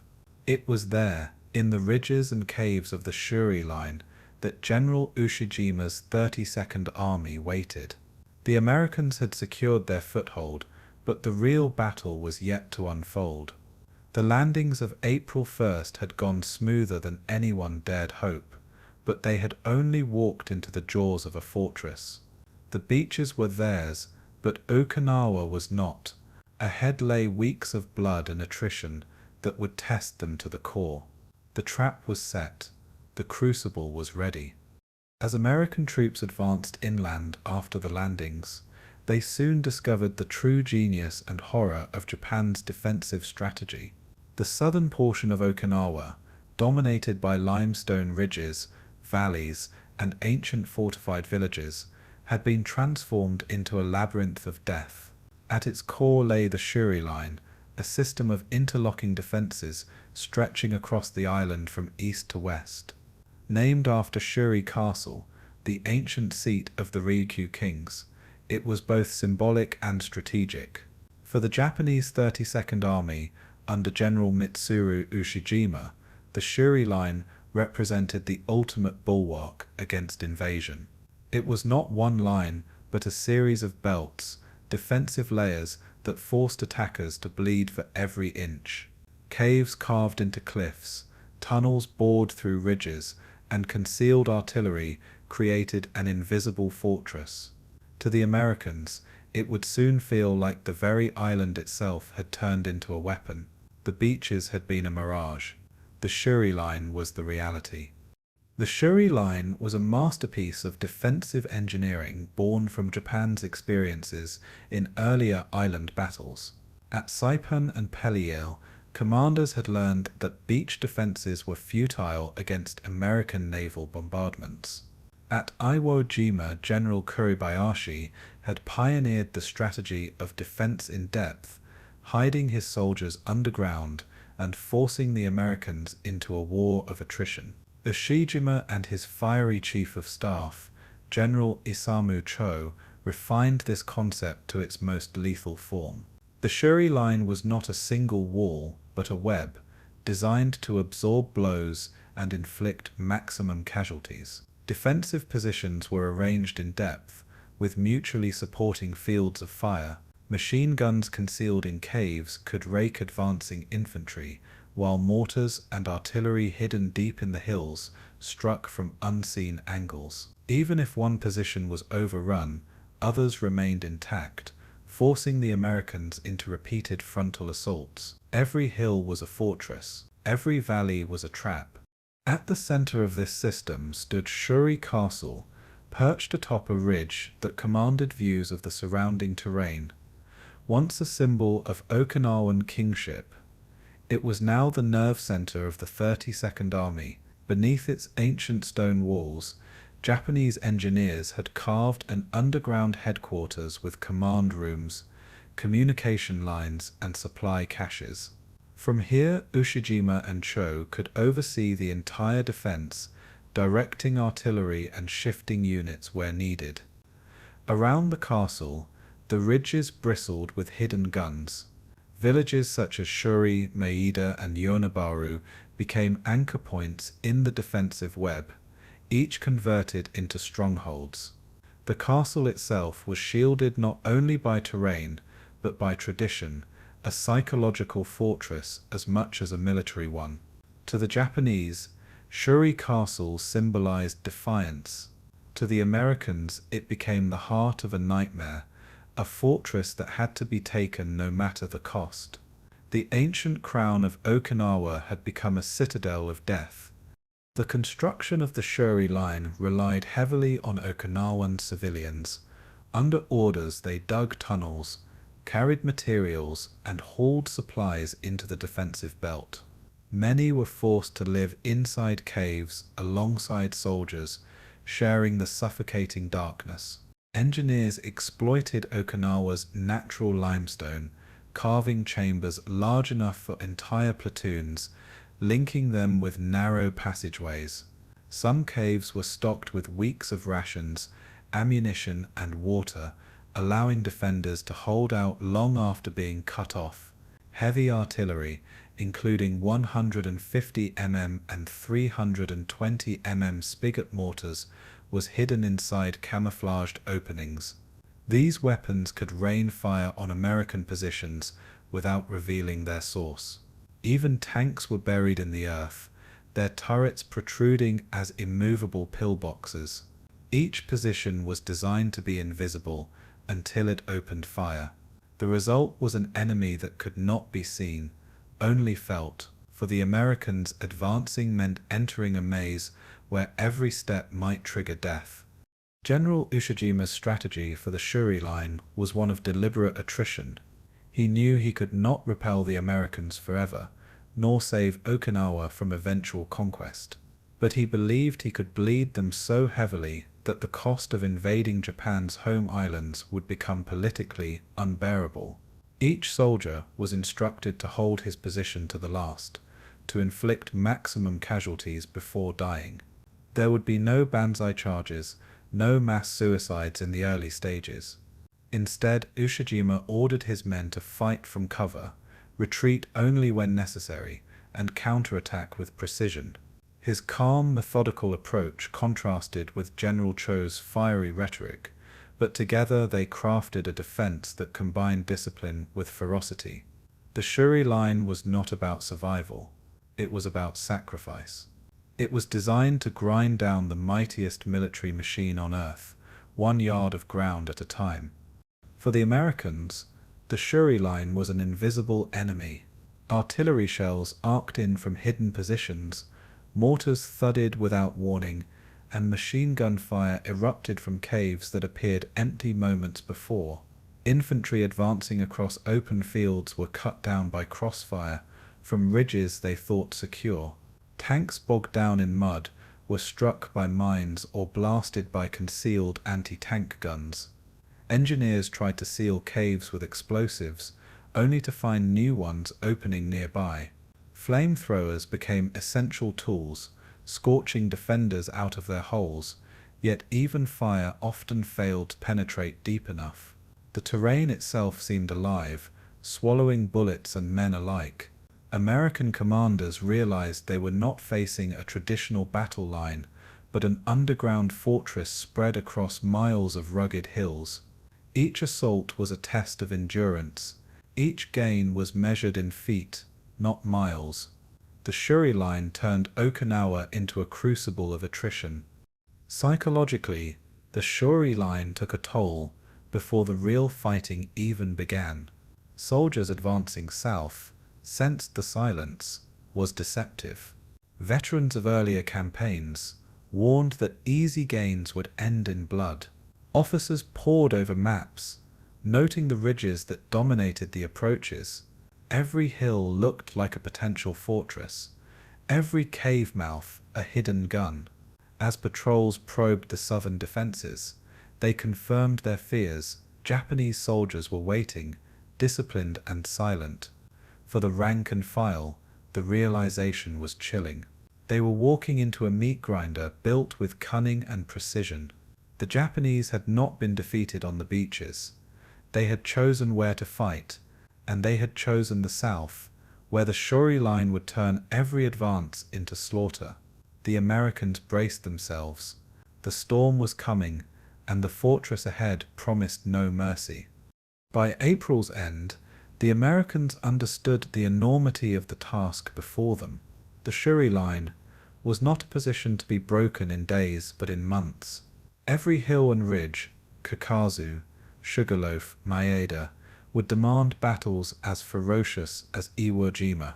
The Japanese defenders, hidden in their fortress, would fight until destroyed, and the Americans, with overwhelming firepower, would be forced to pay for each cave and escarpment in blood. The Shuri line was more than a military obstacle. It was a symbol of Japan's determination to resist to the last. For Okinawan civilians trapped within it, it was a nightmare of bombs, smoke, and collapsing stone. For American troops, it was the Crucible that would define the battle. And for history, it remains a testament to the extremes of human endurance and sacrifice. Okinawa's beaches had been easy. The Shuri line would be hell. As American soldiers dug into Okinawa's beaches and ridges, another battle raged in the skies and seas around the island. Beginning in early April 1945, Japan launched a campaign of unprecedented ferocity, the Kekasui raids, or floating chrysanthemum attacks, waves of kamikazes hurled against the Allied fleet. Unlike conventional air raids, these were not designed for survival. Each pilot who climbed into his cockpit knew he would not return. Their planes were stripped of armor, loaded with explosives and pointed toward American ships. From Kyushu airfields, hundreds took off in tight formations, guided by desperation and indoctrination. They flew low over the waves, evading radar or dove from the sun to surprise gunners. For the Americans, the horizon was no longer safety. It was a deadly question mark. At any moment, the next wave of human bombs might appear. The kamikaze was not just a tactic, it was a storm of death. The first great Kikasui wave struck on April 6, 1945. Nearly 400 Japanese aircraft descended on the American fleet in coordinated attacks. Destroyers stationed on radar picket lines, positioned miles offshore as early warning sentinels, bore the brunt of the onslaught. These small ships were isolated, their thin armor no match for suicide planes hurtling at hundreds of miles per hour. Crews fired desperately, filling the sky with tracers, but many kamikazes broke through. Explosions ripped open decks, fuel ignited in sheets of flame, and men were hurled into the sea. Some destroyers sank within minutes, their crews trapped below decks. Others burned fiercely, smoke billowing into the sky as survivors fought to save their ships. American sailors learned that even one kamikaze could cripple a vessel beyond repair. The April 6th attack was only the beginning. Japan had vowed to launch wave after wave until the invaders were drowned in fire. On April 12th, another wave came, equally ferocious, and the Americans realized they faced a new kind of warfare. Unlike conventional battles, where the enemy sought to preserve its forces, here the Japanese sought annihilation. Each pilot was both weapon and sacrifice. The effect was psychological as much as physical. Sailors lived under constant tension, their eyes straining at the horizon, their nerves frayed by the expectation of sudden death. Radar operators scanned endlessly for blips that might herald disaster. Gunners stood at their stations for hours, hands blistered from constant firing. Even at night, men lay awake in their bunks, haunted by the memory of burning planes plunging into decks. The kamikazes gave no quarter, and their attacks were impossible to predict. They turned the sea around Okinawa into a killing ground, where every wave of aircraft carried the promise of chaos. The terror was relentless, and it was only intensifying. The Americans responded with layered defenses, but even their overwhelming firepower could not prevent losses. Fighters from carrier groups intercepted many kamikazes before they reached the fleet, shooting them down in aerial duels above the sea. Anti-aircraft guns filled the sky with steel, tracers weaving fiery nets meant to shred approaching planes. Radar pickets provided precious minutes of warning, guiding interceptors to the right place at the right time. Yet gaps always remained. Some kamikazes slipped through the defenses, diving at ships in blinding final moments of violence. When they struck, the devastation was horrific. Holes torn through decks, fires raging in ammunition stores, and entire crews lost in seconds. Destroyers and smaller craft were especially vulnerable, often obliterated by a single impact. Larger ships survived but limped away scarred, their decks warped, their sailors dead or maimed. For every kamikaze destroyed, another seemed to break through. The attrition was unbearable. The sea itself seemed cursed. Among the victims were ships whose names became etched in memory. The destroyer USS Bush was struck 3 times in one day, finally sinking beneath the waves. The destroyer USS Laffey, known as the ship that would not die, endured an onslaught of 22 kamikaze attacks, surviving through sheer grit and desperate damage control. The carrier USS Bunker Hill was struck by 2 suicide planes on May 11th, igniting infernos that killed nearly 400 men. Scenes of horror unfolded on every deck, sailors trapped in flames, others hurled into oil-slick seas, rescue crews clawing through wreckage to pull comrades free. Survivors described the smell of burning fuel and flesh, the deafening explosions, and the chaos of battle stations overwhelmed. Each attack left scars not only on steel, but on the men who endured it. For them, the kamikaze was not an abstract threat. It was a shrieking, burning face that appeared for a split second before impact, and then destruction. The Japanese called these pilots Tokubetsu Kugeki Tai, special attack units, and celebrated them as martyrs for the empire. Young men, many barely out of school, wrote farewell letters to families, promising to meet again in the afterlife. Before takeoff, they drank ceremonial cups of sake, tied white headbands around their brows, and received the blessing of their commanders. Some were volunteers, others were pressured or coerced. All were told their deaths would save Japan, that their sacrifice was noble and eternal. Propaganda hailed them as cherry blossoms falling at the height of beauty. Yet behind the poetry lay tragedy, thousands of lives wasted in missions that could not alter the war's outcome.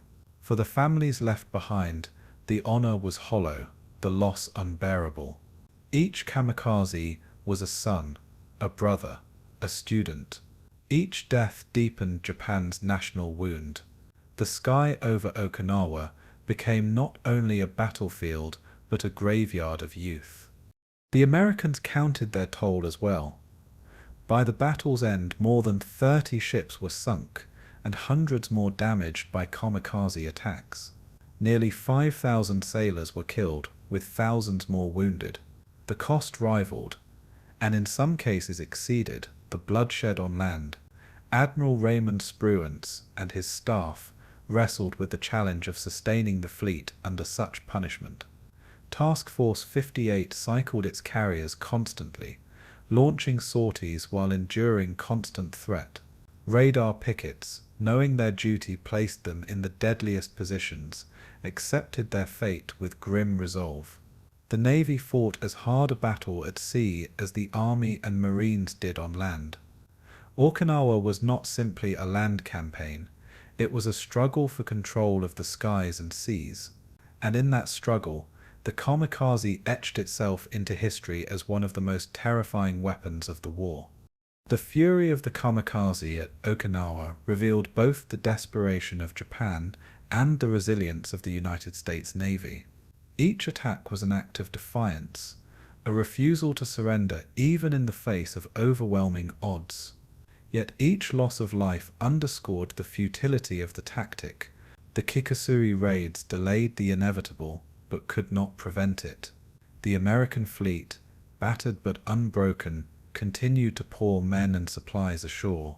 The Army and Marines advanced steadily southward, inching closer to the Shuri line, despite the carnage at sea. For sailors, the terror of Okinawa would never be forgotten. The endless watch, the sudden fire, the friends lost in seconds. For Japan, the Kamikaze became both legend and lament, remembered as sacrifice and as tragedy. Above the beaches and ridges, the sky burned with fire and smoke, and in that fire the air war over Okinawa became as brutal and unforgettable as the ground battle itself. While the Army and Marines grappled with Okinawa's ridges and caves, the US Navy fought a battle just as grueling offshore. From late March to June 1945, the fleet stood as both shield and lifeline, sustaining the invasion while absorbing Japan's furious counterattacks.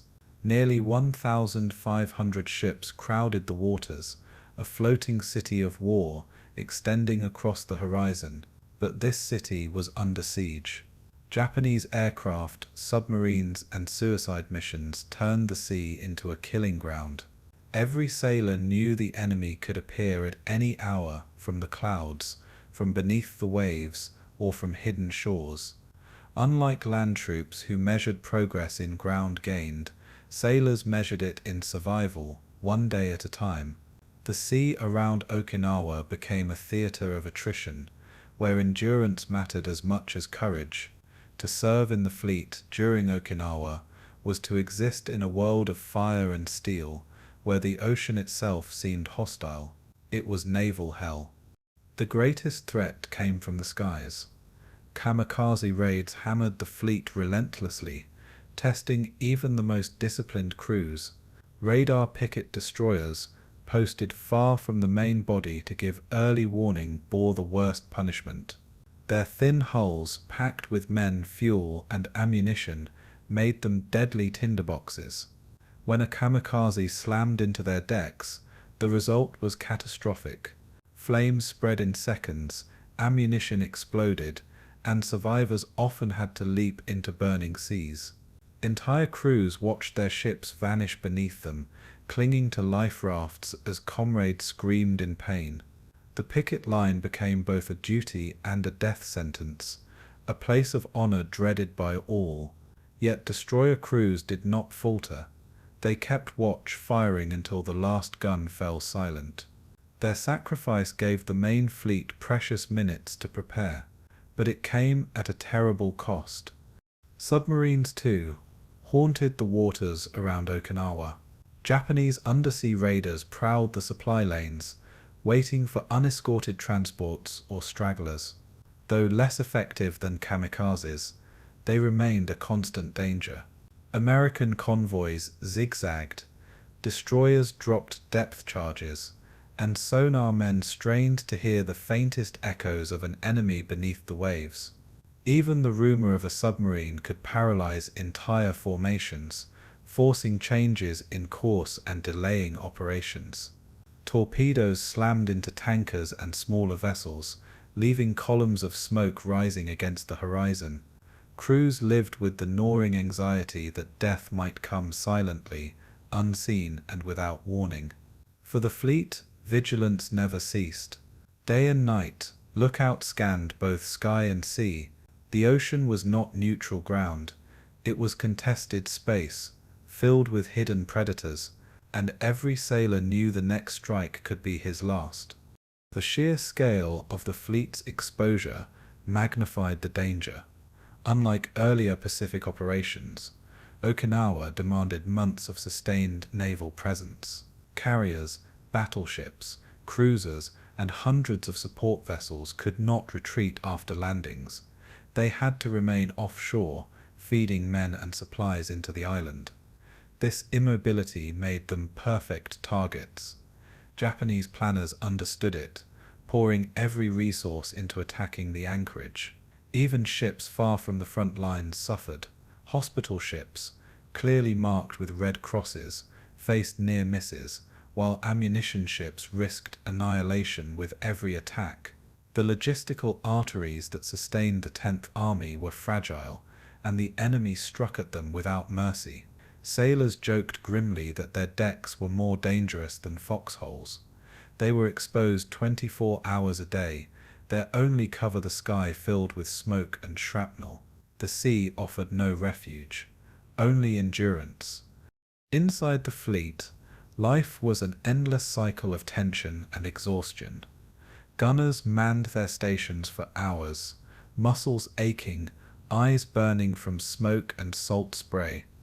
Damage control teams drilled relentlessly, practicing sealing compartments, dousing fires, and patching holes with sheets of steel. Every sailor knew his job could mean the difference between survival and sinking.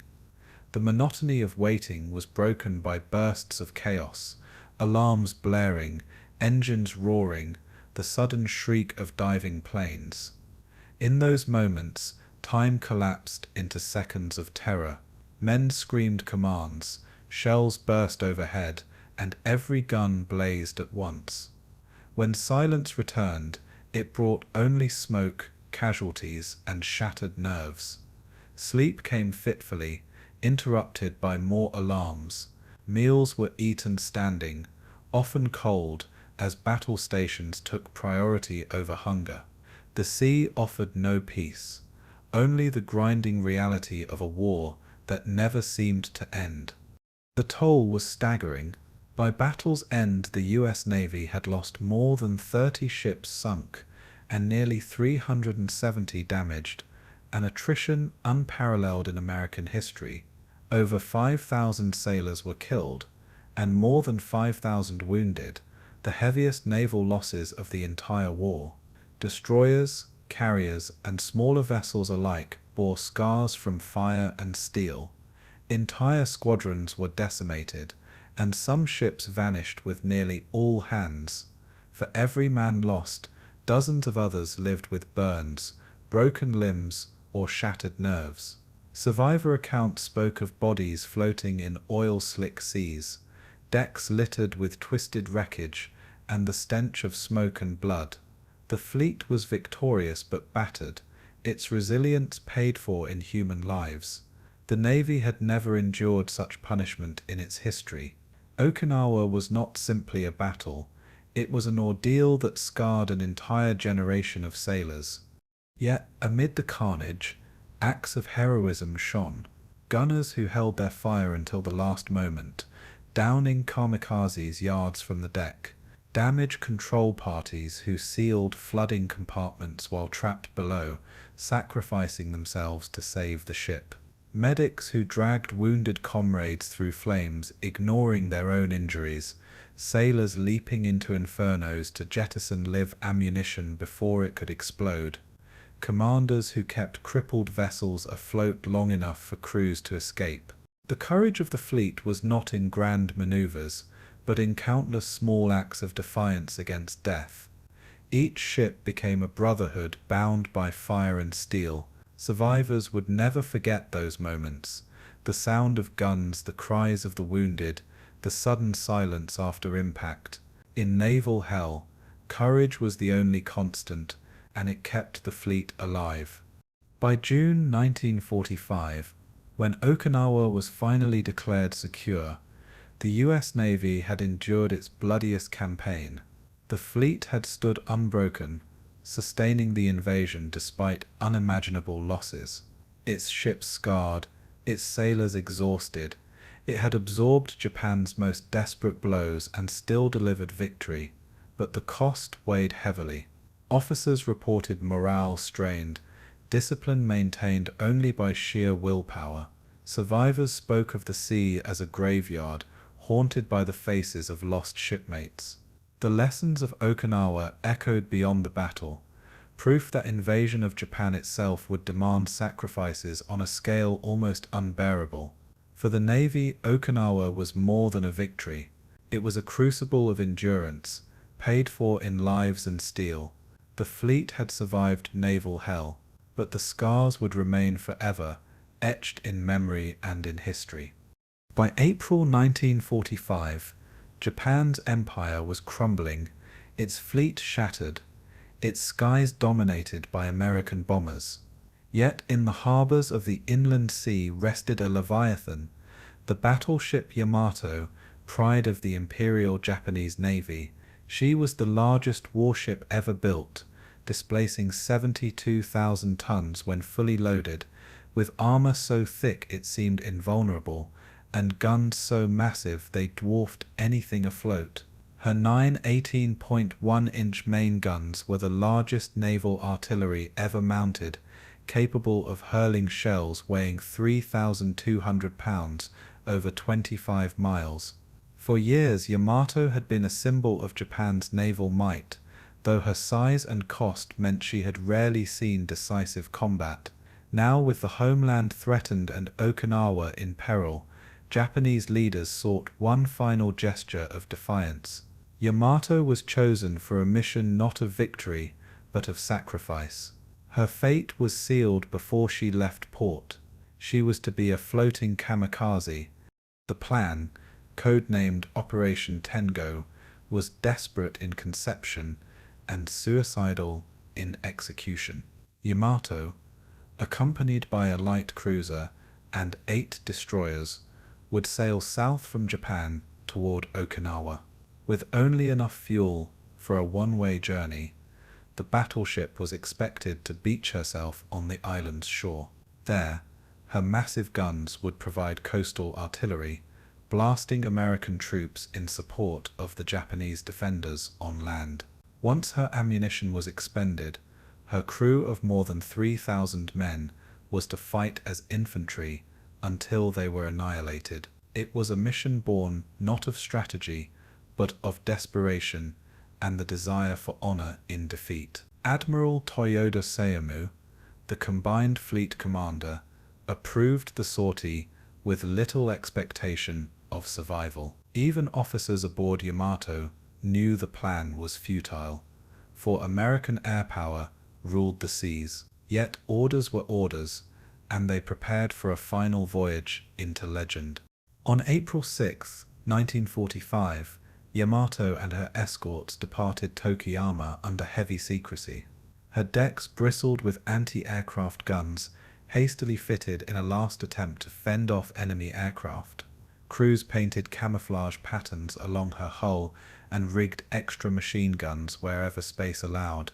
Below decks, sailors wrote farewell letters and stowed keepsakes, aware they would never return. Morale was a strange mixture of pride and resignation. They were honored to serve aboard the greatest warship ever built, yet they understood that their mission offered no hope of survival. Yamato's departure symbolized the twilight of the Imperial Navy, a once proud fleet now reduced to a suicide run. As she steamed south through the East China Sea, American submarines shadowed her movements, and U.S. reconnaissance planes tracked her progress. There would be no surprise.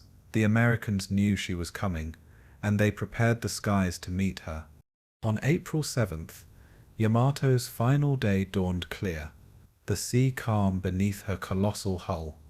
Around midday, radar aboard U.S. carriers detected the Japanese task force. Admiral Raymond Spruance ordered an immediate strike, unleashing waves of aircraft from Task Force 58. More than 380 planes, torpedo bombers, dive bombers, and fighters took to the sky. The Americans approached in coordinated groups, determined to overwhelm Yamato's defenses. Her radar spotted the incoming formations, and battle stations rang out across the ship. Gunners swung their weapons skyward, while escorts maneuvered to shield the flagship. Sailors braced themselves for the assault, knowing the ocean around them would soon erupt in fire and steel.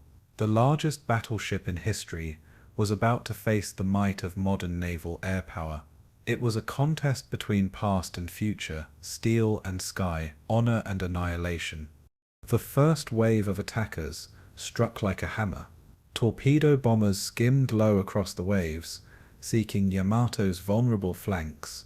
Dive bombers screamed down from the sun, releasing bombs that exploded across her massive decks.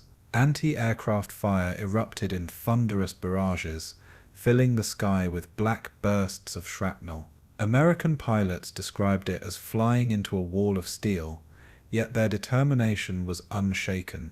Torpedoes slammed into Yamato's port side, tearing open her hull and flooding compartments.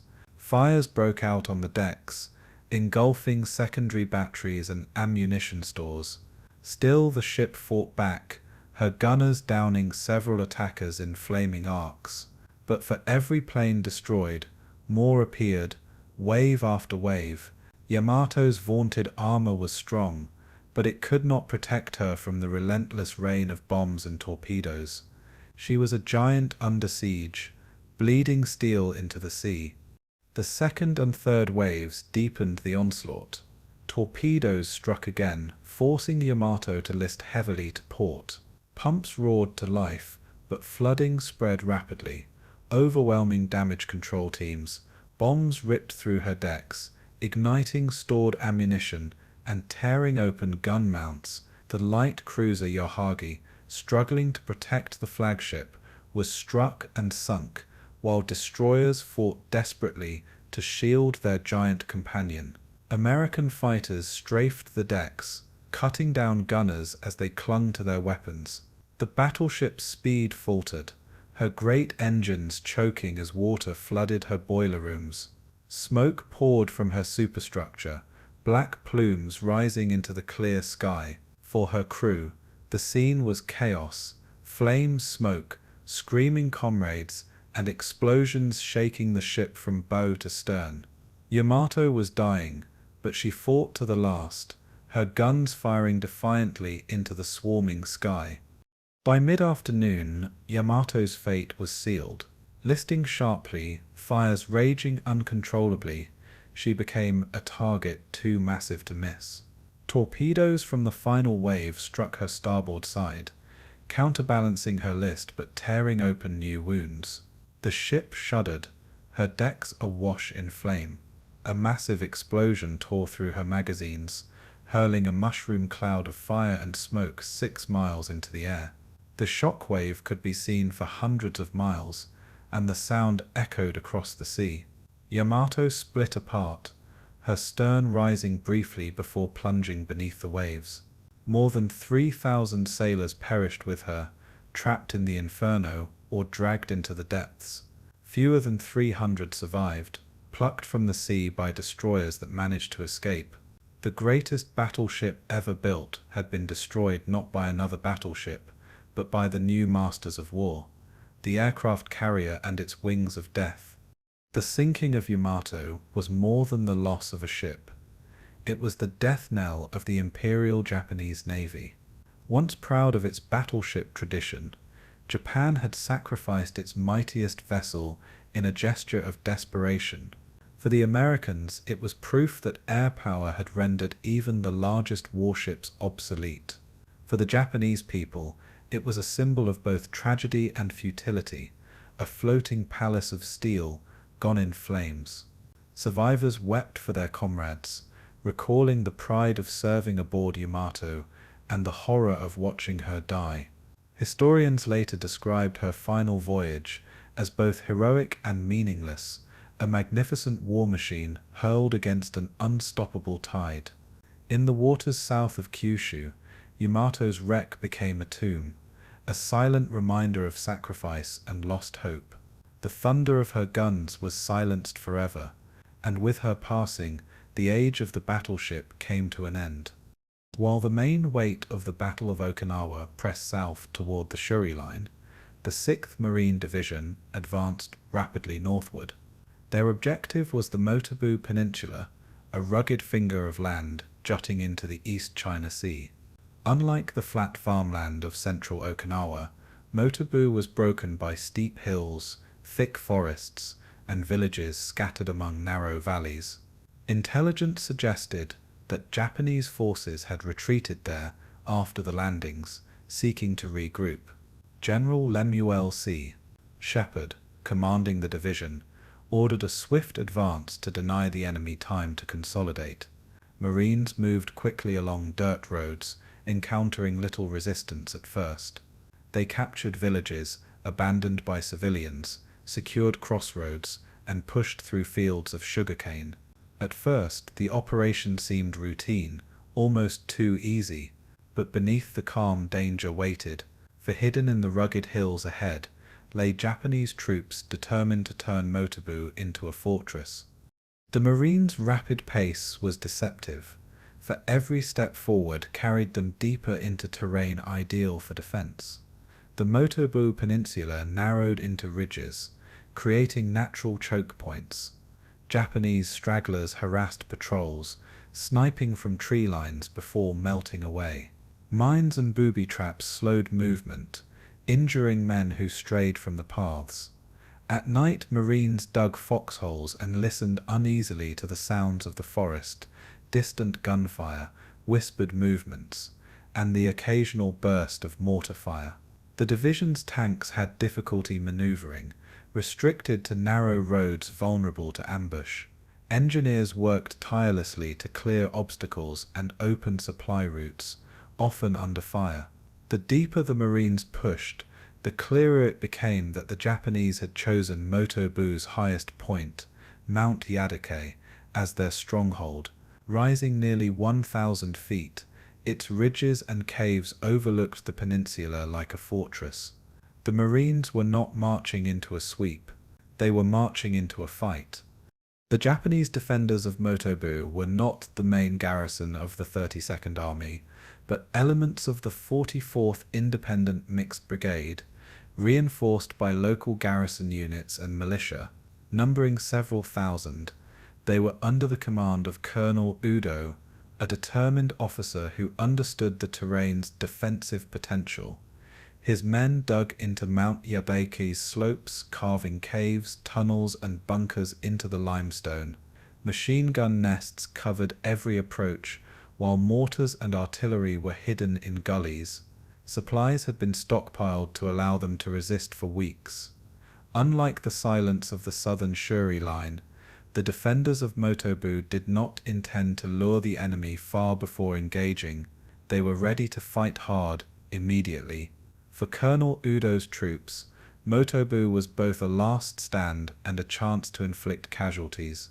For the Marines climbing into the hills, it became a bitter struggle of fire and stone. Combat on Motobu Peninsula reached its climax at Mount Yadake. Marines advancing along the slopes faced machine gun fire erupting from caves invisible until the first burst of tracers. Mortar rounds fell without warning, echoing across the valleys. The 6th Marines Infantry Companies, supported by flamethrowers and demolitions, assaulted ridge after ridge. Progress was measured in yards, each gain bought with casualties. Engineers blasted caves with satchel charges, while flamethrowers poured fire into openings, turning the interior into furnaces. Japanese defenders fought with grim resolve, emerging from tunnels to launch sudden counterattacks with grenades and bayonets. The battle turned into a series of brutal small engagements, each as ferocious as the last. Marines learned to advance cautiously, hugging terrain, covering each other's movements. The ridge became a killing ground where every step forward was contested. Yadake was not just a hill, it was a fortress, and the Japanese made the Marines earn every inch. The fighting tested the full arsenal of Marine firepower. Tanks attempted to support infantry, but found the slopes nearly impassable. Artillery batteries pounded suspected strongpoints, but many caves remained untouched, hidden deep in the rock. Naval gunfire reached inland targets, shaking the earth with heavy shells. Yet, in the end, it was infantry, flamethrowers, and explosives that cleared the defenders. Close quarters combat was unavoidable, with Marines storming positions room by room in the labyrinthine caves. Casualties mounted on both sides, with Japanese defenders fighting to the last man. Some soldiers hurled themselves in suicidal charges, preferring death in battle to surrender. Marines, hardened by earlier campaigns, responded with relentless determination, using every tool available to root out resistance. For those who fought on Yadi Day, the memory was seared into their minds: the noise, the smoke, the stench of burning, and the unyielding resistance of an enemy dug into the earth itself. By mid-April, organized resistance on Motobu collapsed. Mount Yadake fell after days of bloody fighting, leaving the Marines in control of the peninsula. Survivors of the Japanese garrison attempted to flee into the countryside, but were hunted down in mopping up operations. Civilians, many forced to labor for the defenders, emerged from hiding, emaciated and terrified. Marines established aid stations, distributing food and water to those who surrendered. For the division, the campaign had been costly but successful. The capture of Motobu secured the northern approaches to Okinawa, eliminating the threat of counterattack from that flank. It also provided additional sites for airfields, strengthening American control of the skies. While the South erupted in a maelstrom around the Shuri line, the North was now secure. The Marines had fulfilled their mission, but at the price of bitter combat in the hills. Motobu was theirs, but blood had bought it. The success in the North was critical for the broader campaign. With Motobu secured, American commanders could concentrate their full strength on the southern battle. Supply lines through the northern ports were safe from attack, and air operations from captured fields intensified. Yet the victory was bittersweet. For many Marines, the battle for Yedetake was overshadowed by the far larger struggle in the south. Their sacrifices remembered only in passing. Survivors knew differently. They remembered the intensity of the fire, the courage of comrades who fell, and the stubbornness of the defenders who refused to yield. In the narrative of Okinawa, Motobu was a smaller chapter, but for those who fought there, it was as defining and hellish as any battlefield in the Pacific. The Marines had proven once again their ability to overcome impossible terrain and fanatical resistance. The cost, as always, was written in blood and memory. As the 6th Marine Division regrouped, attention shifted southward, where the real storm gathered around the Shuri line. Yet the Marines of Motobu carried with them the scars of their campaign. They had secured Okinawa's northern half, ensuring the island could not be used as a Japanese stronghold. They had learned once again that victory in the Pacific was never easy, never cheap, and never quick. Each hill, each cave, each ridgeline had to be fought for and taken with fire and steel. For the people of Okinawa, the fighting in the north brought devastation, but also survival, as many civilians surrendered rather than die in the Shuri inferno. For the Americans, the campaign was a reminder: even on the quiet front, there was no easy war. The Marines had conquered Motobu, but the heart of Okinawa, waiting in the south, promised a battle far worse. The Crucible of the Shuri line loomed ahead. While the Marines secured the northern half of Okinawa, the task of breaking the southern defenses fell largely to the U.S. Army's X-Fourth Corps, composed of the 7th, 27th, 77th, and 96th Infantry Divisions. The Corps advanced cautiously south from the initial Hagashi beachhead. Unlike the Marines, who had advanced rapidly through farmland and villages, the army faced a different reality: the Shuri line, a fortress of ridges, caves, and interlocking fields of fire. The terrain itself favored the defenders, with every hill commanding the approaches to the next. Rain turned roads to mud, clogging supply routes and bogging down vehicles. Japanese artillery, hidden deep in caves, pounded the advancing infantry with uncanny accuracy. Every step forward was contested. For the soldiers of the Dexforth Corps, there would be no swift victory. Their campaign would be a slow, bloody grind, one measured not in miles but in yards, each one bought with blood. The first major encounters revealed the nature of the fight to come. The army divisions probed southward in early April, encountering fire from positions they could not see. Japanese defenders concealed in bunkers and tunnels opened up with machine guns, mortars, and artillery, the moment Americans entered open ground. When US forces tried to suppress the fire, the enemy vanished into the caves, only to reappear from another exit. Soldiers quickly learned that traditional tactics, flanking maneuvers, bayonet charges, or artillery bombardments were often useless against this underground network. Engineers with flamethrowers and explosives became essential, clearing one cave at a time in brutal close-quarters combat. Infantrymen crawled through mud, hugging ditches and rubble for cover. At night, Japanese patrols infiltrated US lines, tossing grenades or sniping at sentries. Rest was rare, danger constant. For the men in the south it became clear, Okinawa would not be won by a single decisive battle. It would be won by attrition. Among the army divisions, the 96th Infantry Division, known as the Deadeye Division, earned a reputation for relentless determination.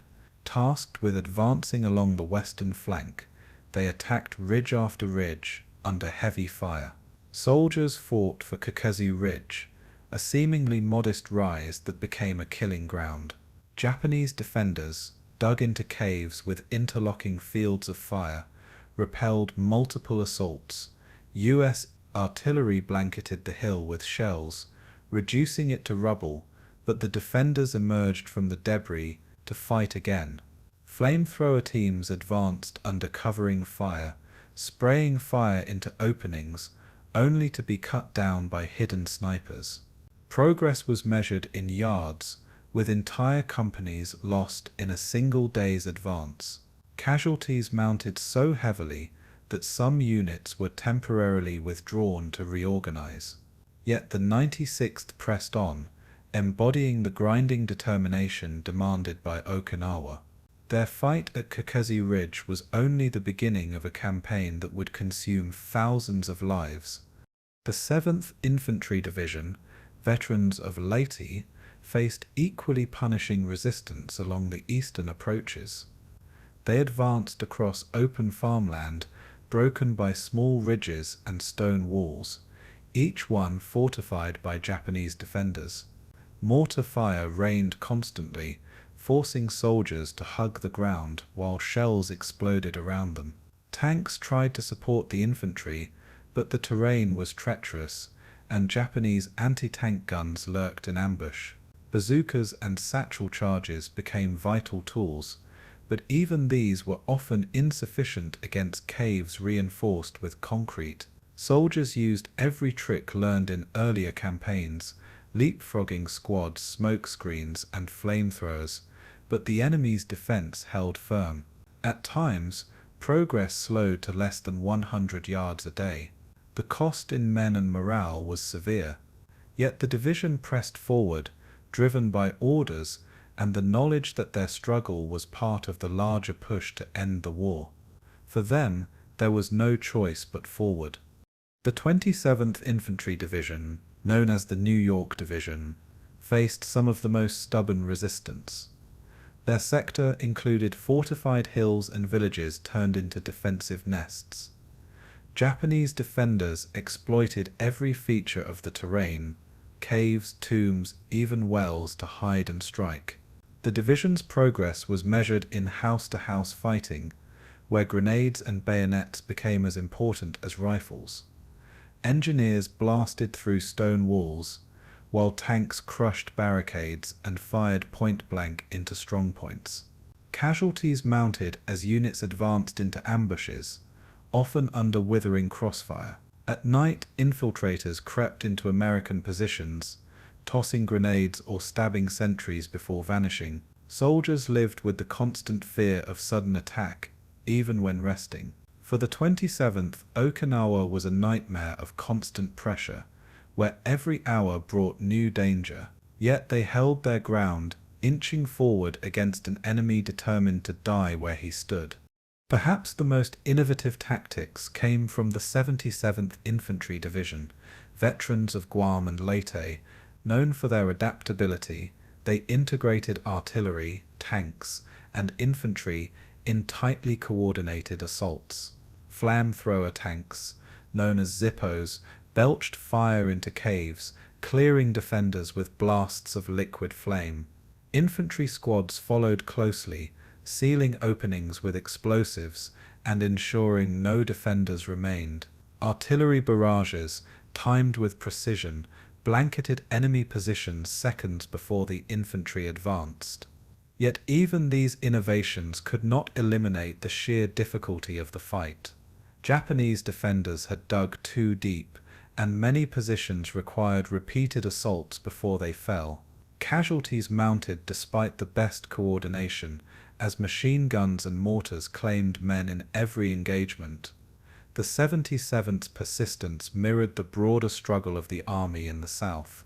Methodical, bloody, and relentless, victory came not through brilliance, but through endurance. And the 77th endured. Conditions on the southern front wore men down as much as combat. Torrential spring rains turned fields into quagmires, bogging down vehicles and soaking soldiers to the bone. Mud clung to boots, slowed movement, and made every task harder.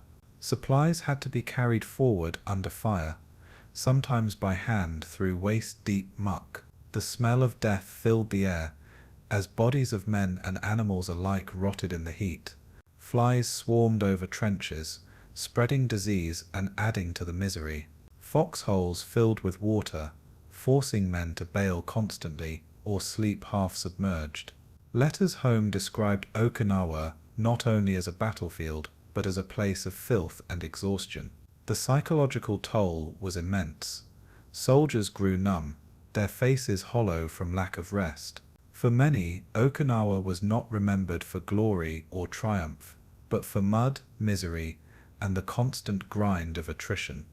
By late April, the Army's divisions had advanced only a few miles, but at staggering cost. Thousands of casualties littered their rosters, and morale sagged under the relentless pace of attrition. Yet the Shuri line still loomed ahead, its strongest positions untouched. American commanders began to realize that breaking the Japanese would take far longer than expected. For the soldiers of Dix-Wolf-Suf Corps, there was no end in sight, only the next ridge, the next cave, the next day of fire and mud. The long grind had begun, and it would not relent until June. For the Japanese, every day of delay was a victory. Every casualty inflicted another step toward their goal of making Okinawa too costly for America to bear. For the Americans, every foot of ground won was proof of their determination. The Southern campaign was no swift triumph. It was a crucible that consumed men and tested armies to their core. The struggle for southern Okinawa quickly revealed a truth the Americans had already glimpsed at Peleliu and Iwo Jima. The Japanese had turned caves into fortresses. On Okinawa, the limestone terrain made tunneling easy, and the defenders exploited it with ingenuity. Thousands of caves honeycombed the ridges, some natural, others expanded into elaborate strongholds. From these, Japanese troops could fire, retreat, and reappear from unexpected exits. Machine guns barked from dark openings invisible until the first tracers ripped through advancing infantry. Mortars hidden inside blasted out at steep angles, their shells arcing over ridges and falling onto troops who thought they were in cover. Soldiers quickly realized they were fighting an enemy who could not be seen, only felt. Every cave mouth was a question mark. Was it empty, or did it conceal death? This uncertainty turned every advance into a descent into terror. The caves made the Japanese army invisible, yet omnipresent.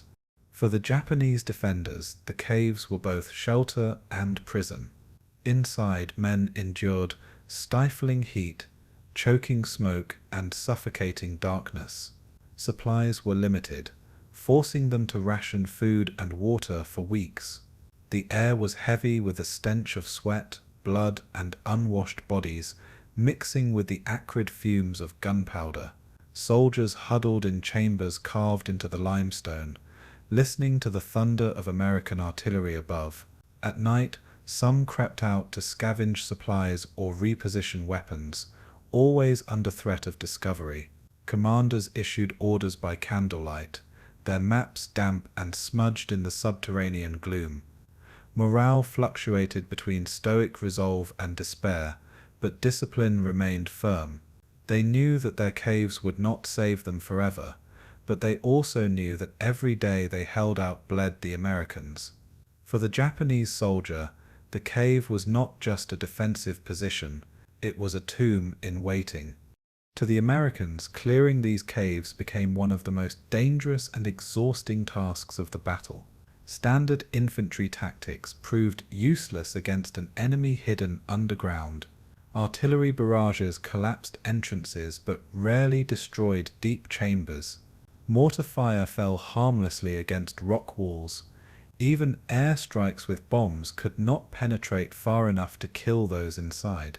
Thus, the burden fell to small assault teams armed with flamethrowers, satchel charges, and grenades. These men had to crawl close to cave mouths under fire, often across open ground swept by machine guns. Covering squads laid down suppressive fire, but even so the approach was perilous. Flamethrower operators, with heavy tanks strapped to their backs, were prime targets, and Japanese snipers waited to pick them off. It was a job few wanted but many had to do. Cave warfare demanded bravery, not in grand charges but in crawling toward darkness with death inches away. The flamethrower became the most feared weapon in this underground war. Operators pressed their nozzles toward cave mouths and unleashed streams of liquid fire that roared into the blackness. Flames consumed oxygen, ignited supplies, and suffocated defenders hidden deep inside. Sometimes screams echoed back, sometimes only silence followed. Yet even fire was not always decisive. Some caves were so deep or complex that the flames did not reach every chamber. Surviving defenders would emerge later, firing again at unsuspecting Americans. This forced assault teams to follow up with demolitions. Satchel charges of explosives hurled into the openings, collapsing tunnels and sealing exits. The combination of fire and explosives became the grim routine of cave warfare. Soldiers carried the smell of burned flesh with them long after the fighting. For many, it haunted their dreams. In Okinawa's caves, victory meant extermination. Mercy was a luxury the battlefield did not allow. The psychological strain on American soldiers was immense. Unlike open battles, where the enemy could be seen and fought in the light of day, cave warfare meant fighting shadows. Men advanced toward black holes in the earth, unsure what awaited inside. Every dark opening seemed alive with menace.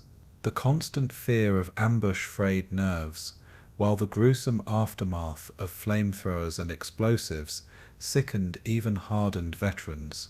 Some soldiers admitted to feeling pity for the defenders trapped underground, yet that pity vanished when comrades were cut down by sudden bursts of fire. The cycle of fear, fury, and revulsion repeated endlessly. Letters home spoke of caves as nightmares, places where men lost not only friends but also pieces of their humanity. The caves consumed not only bodies but also minds. They became symbols of the brutal, dehumanizing nature of Okinawa. Fighting the invisible enemy changed men forever. Japanese tactics within the caves heightened the strain. Defenders often staged elaborate ambushes, allowing the Americans to pass before opening fire from hidden exits. Others launched sudden counterattacks at night, emerging from tunnels to stab or shoot at close range before disappearing again. Some caves were linked in networks that allowed movement between hills, creating the illusion of endless resistance. The enemy seemed immortal, able to reappear no matter how much firepower was used. Booby traps and mines littered entrances, killing or maiming those who tried to storm them. Soldiers described caves as spitting fire one moment and swallowing silence the next. Each encounter required ingenuity, patience, and overwhelming violence. The Japanese had turned natural geography into a weapon as deadly as any rifle. To the Americans, caves became the embodiment of Okinawa's resistance, unyielding, merciless, and seemingly without end. The burden of cave warfare fell heavily on engineers and specialized assault squads. These small groups, sometimes called cave teams, combined infantry, demolitions experts, and flamethrower operators. Their work was slow, methodical, and terrifying. They advanced under cover of artillery and smoke, crawled to within yards of cave mouths, and delivered their deadly tools into the openings. Coordination was critical. Riflemen kept defenders pinned while flamethrowers fired and engineers prepared charges. Casualties were high, as the teams were prime targets for enemy fire, yet their work was essential, for without them the advance would have stalled completely. Many of these men earned decorations for valor, but their heroism was born of necessity rather than choice. Cave warfare demanded extraordinary bravery, not in sweeping assaults, but in grim, intimate duels fought in smoke-filled darkness. They were the unseen heroes of Okinawa, waging war against an invisible foe. By May 1945, the Americans had reduced hundreds of cave positions, but the cost was staggering. Each cave took hours, sometimes days, to neutralize, and each one claimed lives. The Japanese strategy succeeded in its grim aim, slowing the American advance and inflicting maximum casualties. For the soldiers and Marines, the memory of cave warfare became one of the darkest chapters of Okinawa. They remembered the stifling heat, the screams, the smell of smoke and death. They remembered comrades cut down at cave mouths, or flamethrower operators collapsing under sniper fire. And they remembered the enemy who refused to surrender, who chose annihilation over capture. Cave warfare epitomized the cruelty of Okinawa, not just in physical destruction, but in psychological torment. It was war at its most intimate and most merciless. In the caves of Okinawa, men confronted the abyss, and the abyss stared back. In May 1945, as the battle for Okinawa reached its peak, the 6th Marine Division was ordered to break through a Japanese strongpoint that would become one of the most infamous killing grounds of the Pacific War. The objective was Sugar Loaf Hill, a modest rise in the landscape, no more than 50 feet high. To the casual observer, it looked unremarkable, just a mound of earth and rock amid fields and villages. But its position was crucial. Sugarloaf sat at the heart of a defensive triangle, flanked by Half Moon Hill and Horseshoe Ridge, with all three forming a deadly interlocking system. From these ridges, Japanese defenders commanded every approach, their machine guns, mortars, and artillery overlapping in murderous fields of fire. To take Sugarloaf meant shattering the Japanese line in the west. To fail meant bleeding endlessly against an invisible wall. The Marines braced themselves for a crucible of fire. The Japanese had transformed Sugarloaf into a fortress of flesh and stone. At least 1,500 defenders occupied its ridges and caves, supported by artillery concealed deep in the Shuri line. They dug spider holes across the slopes, emplacements invisible until they erupted with gunfire. Mortars were hidden in reverse slopes, dropping shells onto Marines who thought they were in cover. Machine guns were sighted to sweep every avenue of approach, making even the smallest advance costly. Snipers, well camouflaged, picked off officers and flamethrower teams with precision. Every cave was connected to another, allowing defenders to shift positions and reappear where least expected. If one machine gun nest was destroyed, another came alive within minutes. To the Americans, Sugarloaf was not a single hill. It was a living organism of defense, regenerating even as it was battered. The Japanese were determined to die here, and to take as many Marines as possible with them. The first Marine assaults began on May 12, 1945, under the guns of naval artillery and supporting tanks. Infantry charged forward across open ground, immediately cut down by withering fire. Mortar shells rained onto advancing squads, tearing men apart in seconds. Tanks tried to suppress the defenders, but they became instant targets for Japanese anti-tank fire, many erupting in flames. Flamethrowers crawled forward, only to be picked off before reaching their targets. Marines fought hand-to-hand on the slopes, grenades exploding at point-blank range, bayonets flashing in desperate melees. Progress was measured in feet, and every foot cost lives. By nightfall, the hill remained in Japanese hands. The dead and wounded lay scattered across the killing fields, unable to be retrieved until darkness provided cover. For the survivors, the first day revealed a terrible truth. Sugarloaf would not fall quickly. It would demand blood, and it would take it in torrents. For nearly 10 consecutive days, the battle for Sugarloaf raged without pause. Marines launched assault after assault, only to be driven back by unrelenting fire. Each morning began with artillery preparation, each afternoon with attacks, and each evening with exhausted withdrawal. At night, Japanese infiltrators crept into Marine positions, tossing grenades and sowing chaos. Foxholes became places of terror, where sleep was a fleeting luxury interrupted by sudden death. Men lived with mud, blood, and exhaustion as constant companions. Water and ammunition had to be carried forward under fire, with supply parties suffering as heavily as assault squads. Corpsmen risked everything to reach the wounded, often cut down beside the men they tried to save. Bodies piled in shell craters, unburied in the chaos of battle. For the Marines, Sugarloaf was not a hill. It was a grinder, consuming units whole and leaving little but ruin. The Marines adapted with grim determination. Assault teams combined flamethrowers, satchel charges, and grenades in relentless attempts to root out the defenders. Flamethrower bursts roared into cave mouths, followed by explosions that shook the hill. Marines scrambled over ridges under fire, diving into enemy trenches for vicious close combat. Tanks supported where terrain allowed, their guns blasting fortifications at point-blank range. Artillery pounded the slopes day and night, turning Sugarloaf into a barren, cratered wasteland. Yet the defenders refused to break.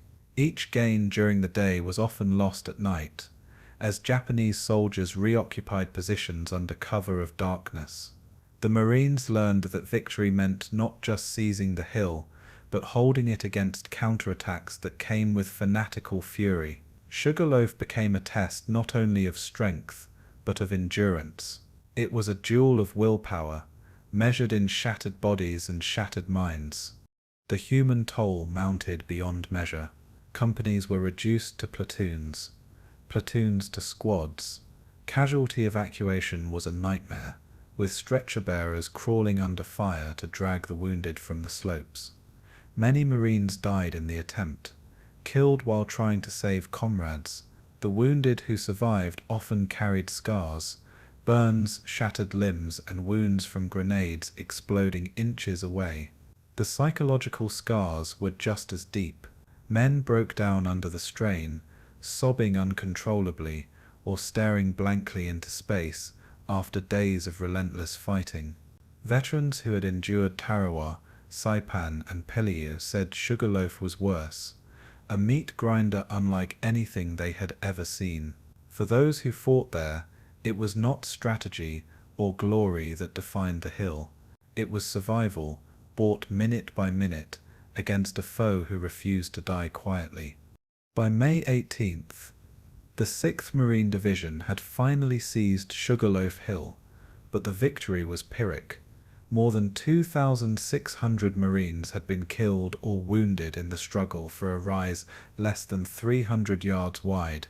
The ground itself was unrecognizable, churned into rubble and soaked with blood.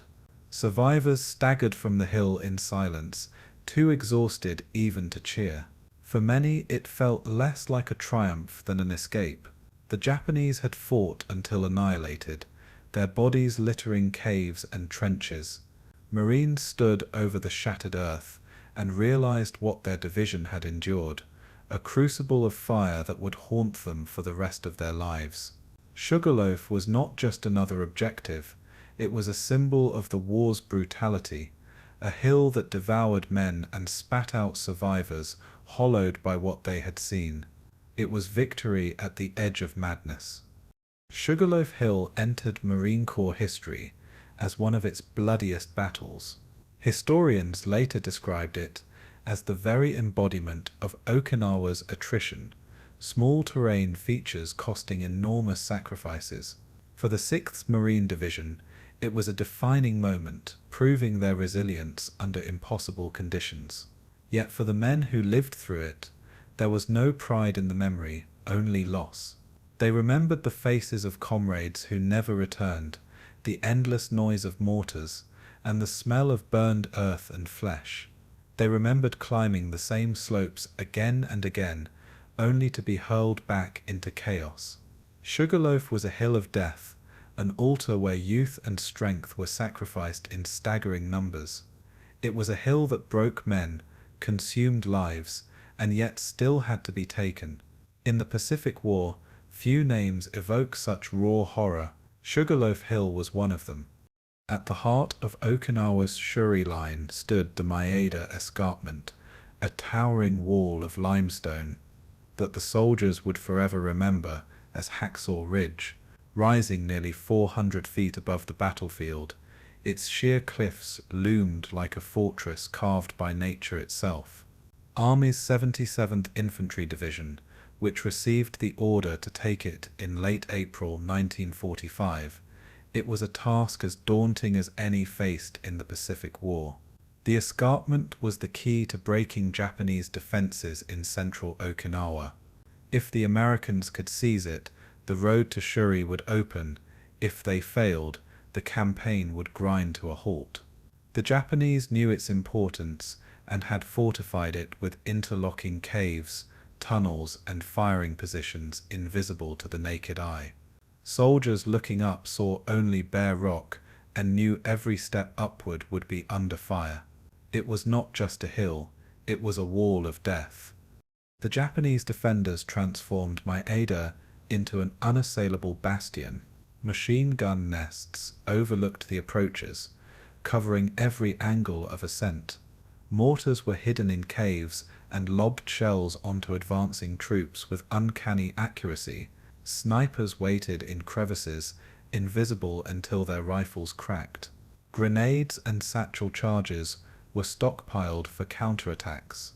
The limestone itself had been tunneled into a honeycomb, allowing defenders to vanish underground and reappear elsewhere. Each cave was linked to another, making it nearly impossible to eliminate resistance completely. The escarpment's sheer face forced Americans to climb exposed, their silhouettes outlined against the sky for every enemy rifle. To the defenders, Maeda was impregnable. To the attackers, it was a nightmare waiting to consume lives. Every soldier in the 77th Division knew the price of this assault would be staggering, yet the orders were clear. The escarpment had to be taken, no matter the cost. The assault began with artillery and naval bombardments that thundered across the ridge for hours. Shells pulverized the limestone, blasting craters and hurling debris skyward.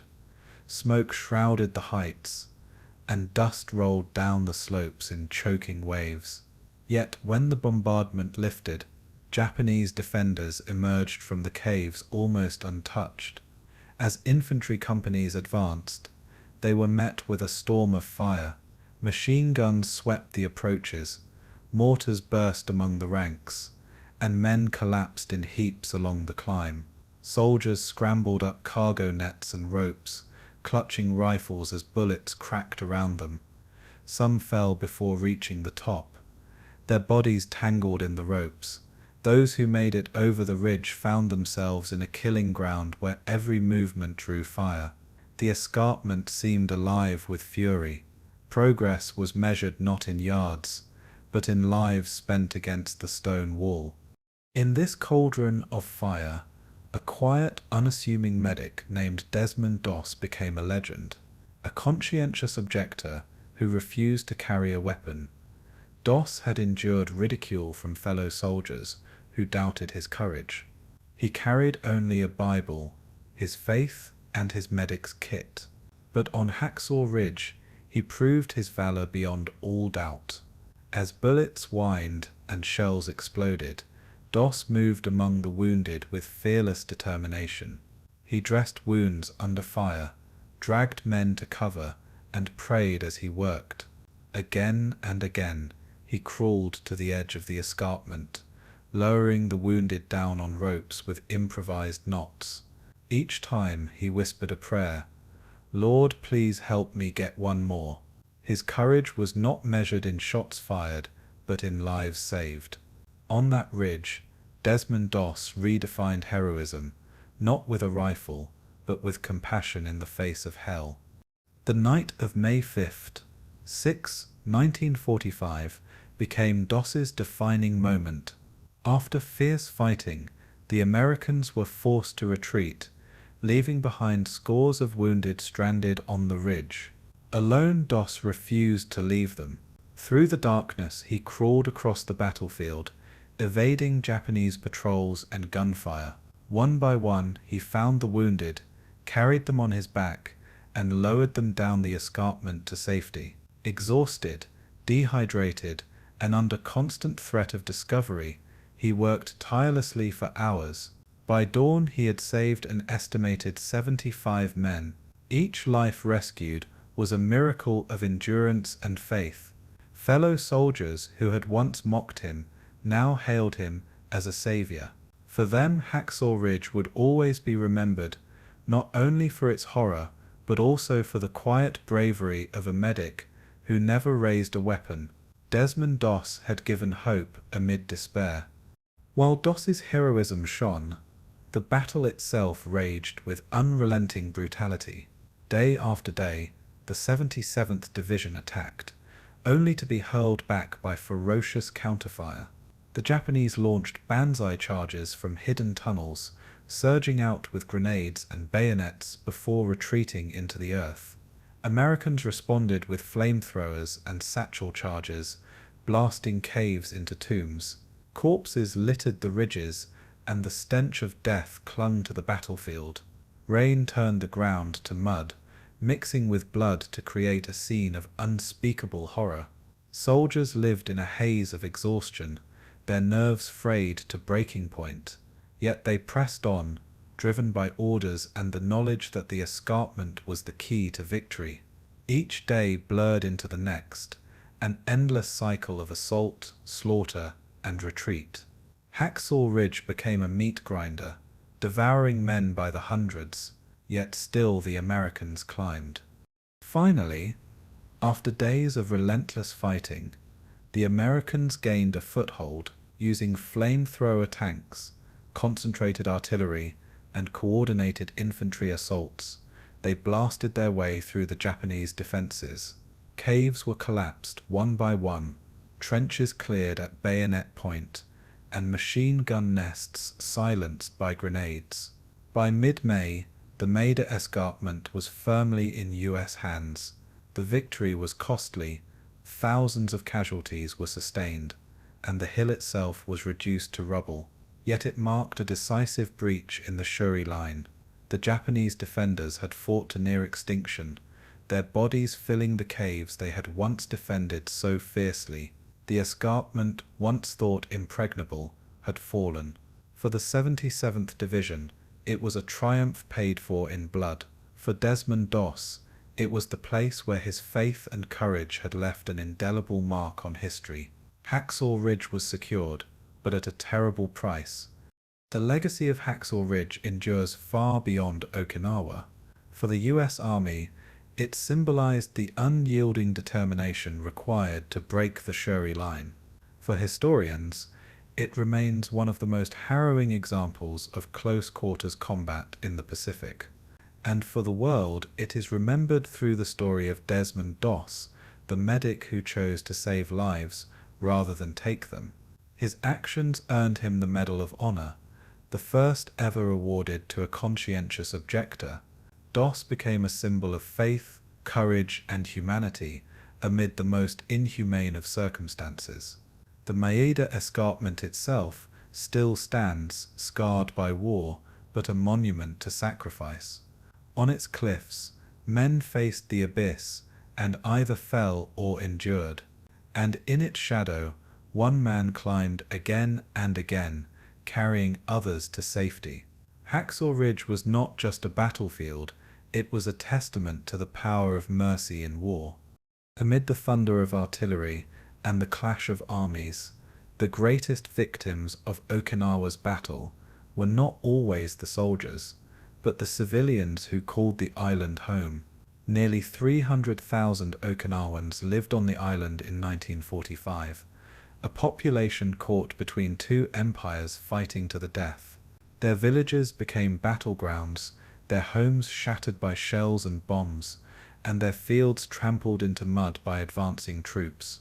Families fled into caves, carrying what little food they could, huddling together as the world outside collapsed in fire.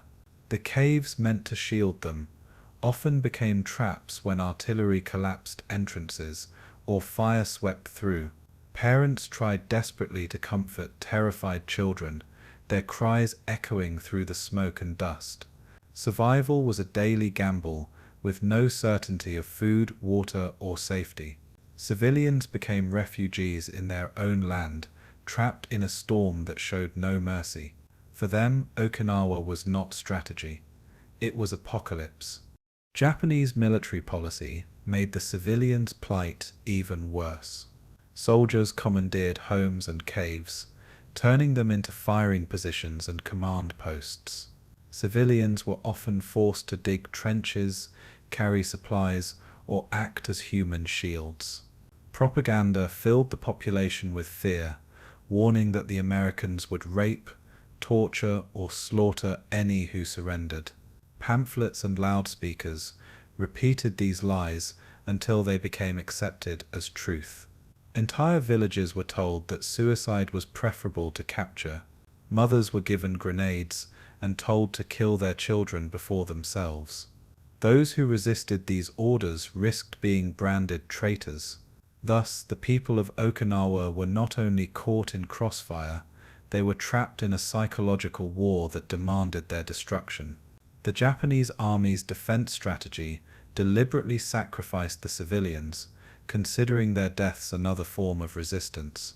For the Okinawan people, obedience to authority and loyalty to empire became a death sentence. The most haunting consequence of this propaganda was the wave of mass suicides that swept Okinawa during the battle. In villages under siege, entire families gathered together, whispering prayers before detonating grenades handed out by Japanese soldiers. Where grenades were unavailable, civilians leapt from cliffs into the sea, clutching children in their arms. Parents smothered infants to keep them from crying and giving away hiding places. Survivors recalled fields and beaches littered with bodies, silent testimony to the terror instilled by their own defenders. Some tried to flee to American lines, but many were shot by Japanese soldiers to prevent surrender. Others reached US troops, only to emerge starving, emaciated, and broken by fear. The suicides became one of the most tragic chapters of Okinawa's history, wiping out entire communities in acts of despair. For generations, Okinawans would carry the memory of families destroyed not by enemy bullets, but by their own hands. Even for those who survived, the conditions were horrific. Food supplies vanished as farms were destroyed, animals killed, and storage houses burned. Families lived on roots, weeds, and whatever scraps they could find. Hunger gnawed at their strength, leaving children weak and elderly frail. Water was often polluted by corpses or contaminated by battle debris, spreading disease. Medicine was scarce, and untreated wounds festered, turning minor injuries into death sentences. Civilians huddled in caves without sanitation, their living spaces filled with smoke, vermin, and the stench of unwashed bodies. Death from dysentery, fever, and infection claimed as many as bombs and bullets. Yet, despite their suffering, many civilians clung to life, hoping somehow to endure until the storm passed. For them, survival became resistance. Every day lived was an act of defiance against the cruelty of war. But the cost was immeasurable, paid in suffering beyond words. As American forces pushed southward, civilians found themselves directly in the crossfire. Villages became battlegrounds, and houses turned into fortresses, drawing artillery fire that obliterated entire communities. Families hiding in caves were crushed when bombardments collapsed, the rock above them. Others ran in panic through fields as bullets whistled past, unsure which side was firing. Children clung to their parents as shells burst overhead, their screams mingling with the roar of battle. Many civilians were killed, not because they fought, but because they were caught between armies that saw the land as a battlefield rather than a home. Some American soldiers tried to protect civilians, offering food and guiding them to safety. Others, hardened by combat and suspicious of infiltration, treated them with hostility or indifference. To the Okinawan people, both armies were overwhelming forces of destruction. Their homeland had become a crucible where innocence itself perished. Displacement became a grim reality for tens of thousands. Families fled southward ahead of the advancing Americans, only to find themselves herded into smaller and smaller areas under Japanese control. The crowded conditions in makeshift shelters were appalling, caves packed with people, the air foul with smoke and disease. Children cried from hunger, mothers wept silently, and fathers despaired at their inability to protect their families. Some carried the sick and wounded on makeshift stretchers, stumbling through mud and fire. Others abandoned the dead where they fell, unable to bury them amid the chaos. Refugee columns stretched across the landscape, ghostly processions moving through fields of shellfire. For many there was no destination, only movement, fleeing from danger in one direction only to encounter it in another. Okinawa became an island of wandering refugees, each step carrying them deeper into misery. Their suffering was a silent battle of its own, unseen yet relentless. The psychological toll of the battle scarred Okinawan society for generations. Children watched their parents die in suicides or in the chaos of bombardment. Families were torn apart, siblings separated in the confusion, never to be reunited. Survivors spoke of lifelong trauma, nightmares of fire, cliffs, and screams. For many, trust in authority was shattered, as the Japanese military's commands had led directly to their suffering. Yet some also found kindness in unexpected places, as American medics tended to their wounds or soldiers shared rations. These moments of humanity did not erase the trauma, but they offered glimpses of hope. After the war, survivors carried these memories in silence, their stories often unspoken for decades. The tragedy of Okinawa's civilians was not just immediate death, but the long shadow of grief, guilt, and silence that followed.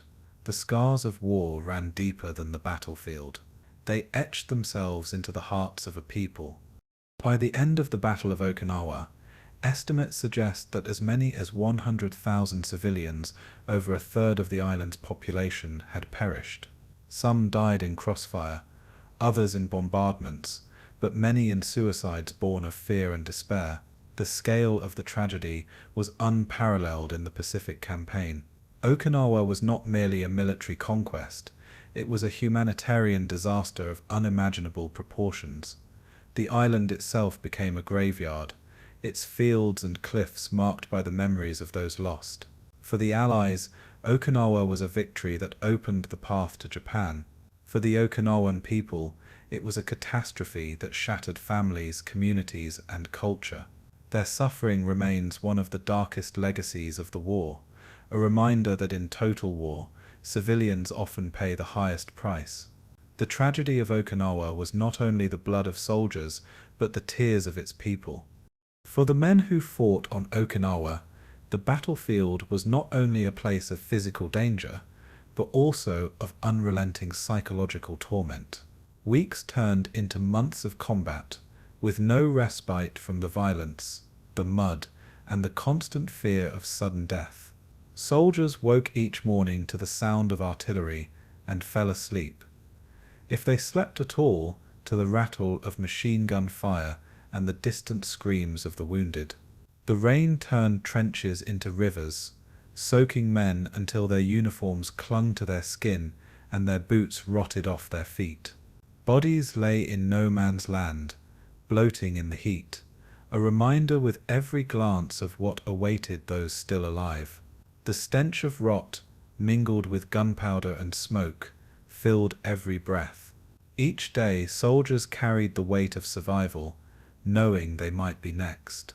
The battle was not only against the Japanese, but against despair itself. Okinawa was a crucible of the mind. Fear became a constant companion. Every step forward was shadowed by the possibility of hidden snipers or sudden mortar fire. Caves that appeared empty might erupt with gunfire, killing men in an instant. Patrols walked across open fields, never knowing if they would return, each rustle of grass or echo of movement a trigger for panic. For some, fear sharpened their senses, making them alert and cautious. For others, it ate away at confidence, eroding the will to act. Veterans of previous battles admitted that Okinawa felt different, more relentless, more suffocating, more hopeless. There was no safe rear, no pause in the fighting. Even rest areas were shelled, and even sleeping men were dragged from their holes by infiltration raids.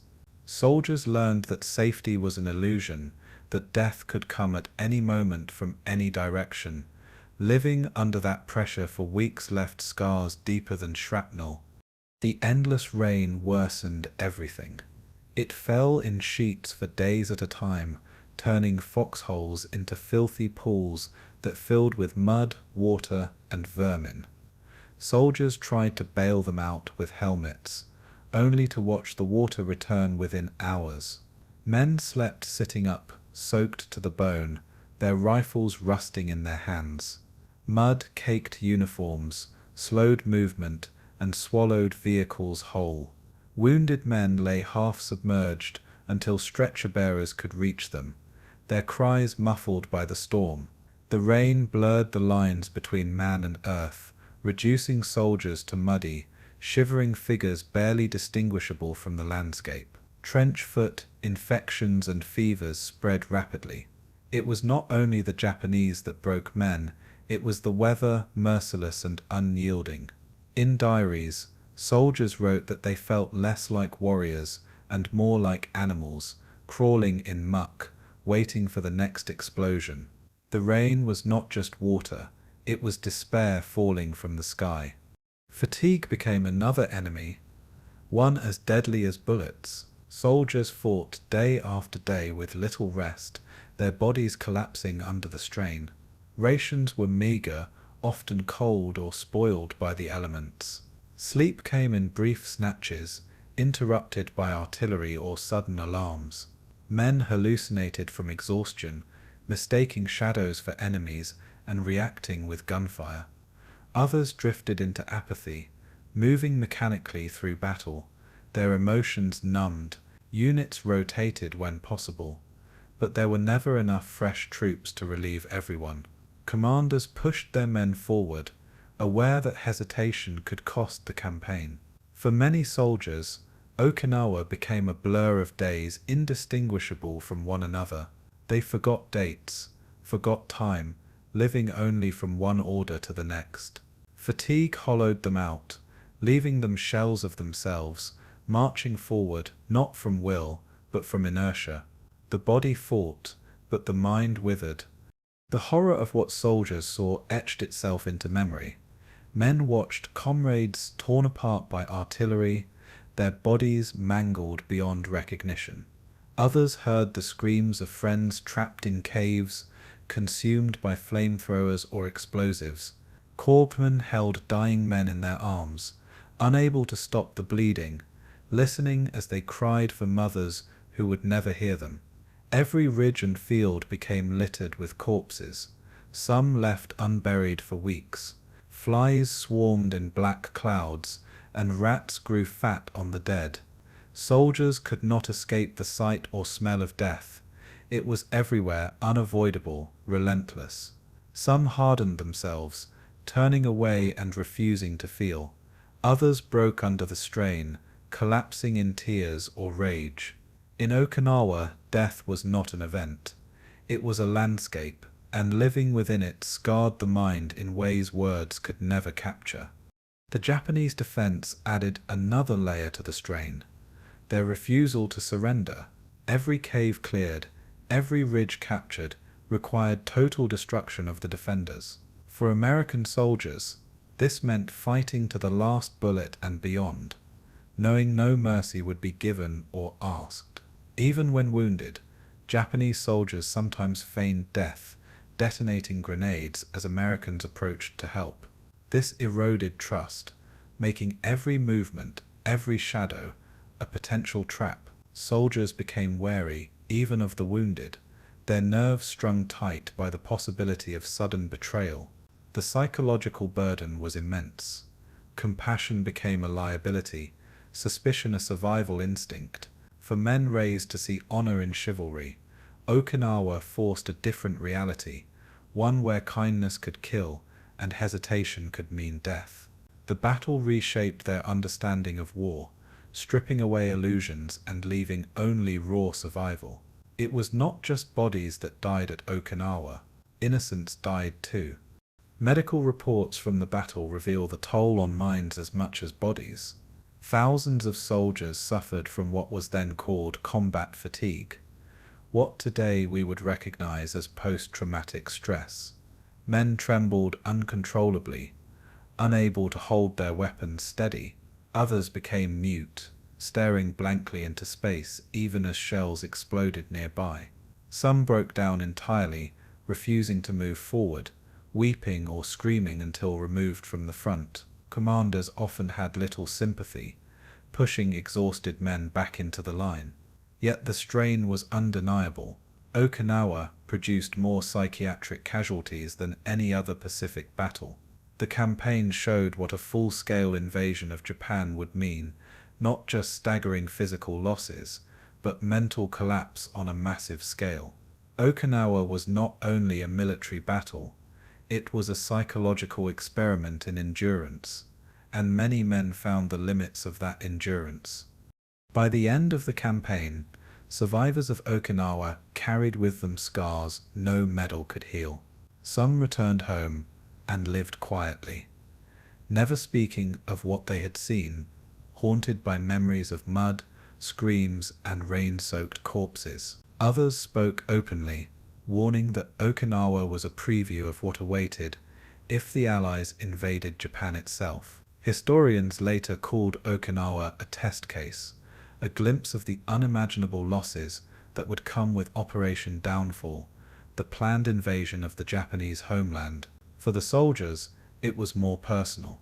It was the place where they lost friends, where they lost sleep, where they lost parts of themselves. Many never regained peace, living with nightmares until their final days. Okinawa ended in victory, but for the men who fought it, the price was more than numbers. It was the shattering of the human spirit, a toll as devastating as any battlefield wound. The Battle of Okinawa was not fought only on ridges and in caves. It was also waged in the command posts and war rooms of generals and admirals whose decisions shaped the fate of thousands. At the head of the American forces stood Lieutenant General Simon Bolivar Buckner, Jr., commander of the U.S. 10th Army. Calm, deliberate, and methodical, Buckner was tasked with coordinating an unprecedented force. Army, Marines, and Navy, all under one command. His responsibility stretched from logistics to land battles, a burden few men had ever carried. Buckner was cautious, preferring steady advances to bold gambles, a style that reflected his belief in minimizing risk where possible. Yet his critics argued that his caution slowed progress and prolonged suffering. In the chaos of Okinawa, where decisions could mean life or death for tens of thousands, Buckner's leadership came under scrutiny from allies and rivals alike. He was steady, but was he decisive? Supporting Buckner, yet often clashing with him, was Admiral Raymond Spruance, commander of the Fifth Fleet. Spruance had already won fame at Midway, where his calm judgment had turned the tide of the Pacific War. At Okinawa, he commanded the vast naval armada that supported the invasion, from carriers launching daily strikes to destroyers defending against kamikazes. Spruance was analytical, quiet, and understated, often described as a man who spoke little but thought deeply. Yet his naval priorities sometimes conflicted with Buckner's land-focused strategy. The fleet bore the brunt of Japan's kamikaze fury, and Spruance pressed for rapid progress ashore to shorten the campaign. Buckner, cautious by nature, resisted reckless advances that might destroy his divisions. The result was a subtle but constant tension. Both men respected each other, but each carried the weight of his own domain. Between sea and land, coordination was essential, but not always harmonious. Among the Marines, powerful personalities added to the complex web of leadership. Major General Roy Geiger, commanding the 3 amphibious corps, was a veteran of Guadalcanal, Bougainville, and Guam. Charismatic, aggressive, and beloved by his men, Geiger brought to Okinawa a wealth of experience in amphibious warfare. His style contrasted sharply with Buckner's caution, as Geiger often advocated for bold, decisive moves. At times he pushed for greater autonomy for Marine forces, frustrated by what he saw as Buckner's methodical grind. Geiger's relationship with the Army commander was professional but uneasy, a reflection of long-standing rivalries between Army and Marine traditions. Later in the campaign, Geiger would rise to even greater prominence, temporarily assuming command after Buckner's death.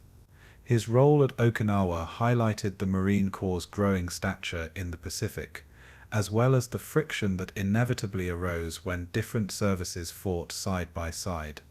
The Japanese command presented its own dynamics, marked by discipline, rivalry, and fatalism.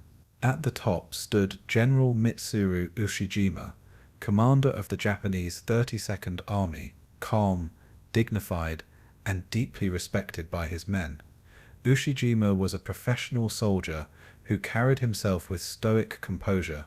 His deputy, General Isamu Cho, was his opposite, fiery, impulsive, and fanatically aggressive. Cho constantly pressed for banzai charges and suicidal offensives, while Ushijima insisted on a strategy of attrition, forcing the Americans to bleed themselves dry. Between them stood Colonel Hiromichi Yahara, the Army's chief strategist, who argued for a rational, defensive approach designed to prolong the battle as long as possible. The tension between Cho's passion and Yahara's logic played out daily in staff meetings, with Ushijima balancing the two. Together they created a defensive system that was both ingenious and ruthless.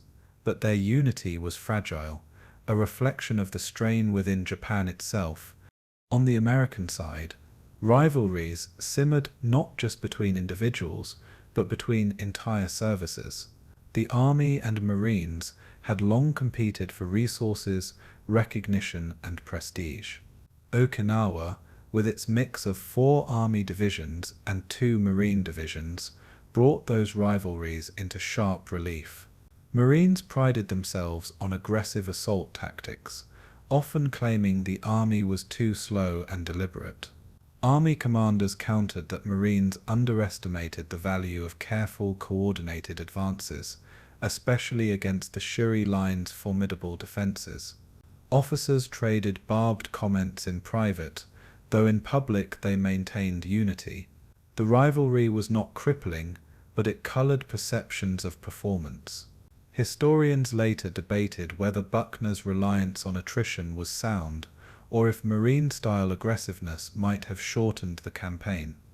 In the heat of Okinawa, these rivalries mattered less than survival, but in the aftermath, they shaped how the battle was remembered by each service. Buckner's leadership faced its greatest test as casualties mounted and progress slowed. Critics argued that his adherence to methodical tactics prolonged the agony, stretching the battle into 10 weeks of attrition. Admirals pressed him to finish quickly. Marines pushed for bolder moves, but Buckner held firm. His reasoning was simple: the Japanese wanted reckless charges, and he would not give them that satisfaction. Yet his refusal to adapt made him controversial. On June 18th, as he toured the front lines, Buckner was killed by enemy artillery, the highest-ranking American officer to die in combat during the war. His death shocked the 10th Army and left command in flux at a critical moment. For some, Buckner's end symbolized the cruel unpredictability of Okinawa. For others, it raised questions about his leadership style and whether a different approach might have reduced the cost. In war, judgment is always written in blood. After Buckner's death, General Roy Geiger temporarily assumed command of the 10th Army, the first and only time in U.S. history that a Marine led an Army field force. His leadership was brief but significant, bringing a Marine's aggressiveness to the closing stages of the campaign. Soon after, overall command passed to General Joseph Stilwell, a controversial figure from the China-Burma-India theater. Stilwell, known as Vinegar Joe for his acerbic personality, brought with him a reputation for brilliance mixed with arrogance. His assumption of command underscored the shifting dynamics of leadership in the Pacific, where personalities often clashed as much as strategies. Geiger's brief command, however, cemented the Marines' growing role in large-scale operations, signaling a future where inter-service cooperation would remain both vital and contentious. Leadership on Okinawa was never static. It shifted with the tides of battle and the fortunes of war. In the end, the leadership and rivalries of Okinawa reflected the broader story of the Pacific War itself. Personalities shaped decisions, rivalries sharpened tensions, and strategy emerged from the friction of competing visions. Buckner embodied methodical caution. Spruance represented naval pragmatism. Geiger showcased Marine aggressiveness, and Ushijima balanced fatalism with discipline. Each man left his imprint on the battle, their choices intertwined with the suffering of tens of thousands. Yet the rivalry, though sharp, never fractured the American effort. The 10th Army endured, and the Japanese defense was ultimately crushed. For the Japanese, unity of command masked deep divisions, as fanatical zeal and sober strategy pulled against one another. Leadership on both sides was tested to the utmost, shaped by the weight of history and the enormity of Okinawa's stakes. The battle was not just fought by armies, it was steered, contested, and defined by the men who led them. By late May 1945, after weeks of brutal combat, the American assault on Okinawa had ground the Japanese Shuri line to the breaking point. This defensive network, stretching across the island's waste, had held for nearly 2 months, exacting a terrible toll. Yet constant bombardment, relentless infantry attacks, and dwindling supplies eroded its strength day by day. American divisions, Army and Marine alike, pressed forward in a coordinated push, hammering the ridges and caves with artillery, tanks, and airstrikes. Japanese troops, once disciplined and formidable, now fought on with exhaustion and desperation. Food and ammunition ran dangerously low, and replacements were non-existent. Every Japanese soldier understood that survival was impossible, only delay remained. Still, they clung to their positions with tenacity, forcing the Americans to fight for every yard. But the weight of US firepower was irresistible. The moment of collapse was at hand. The Shuri line, the fortress of Okinawa, was about to crumble. The breakthrough began with focused assaults on key strongpoints. American artillery pounded Shuri Ridge and the approaches to Shuri Castle with thousands of shells, shaking the earth until it seemed to tremble. Flamethrower tanks advanced under cover of smoke, blasting fire into cave mouths. Infantry squads crept forward behind the bombardment, hurling grenades into trenches and blasting bunkers with satchel charges.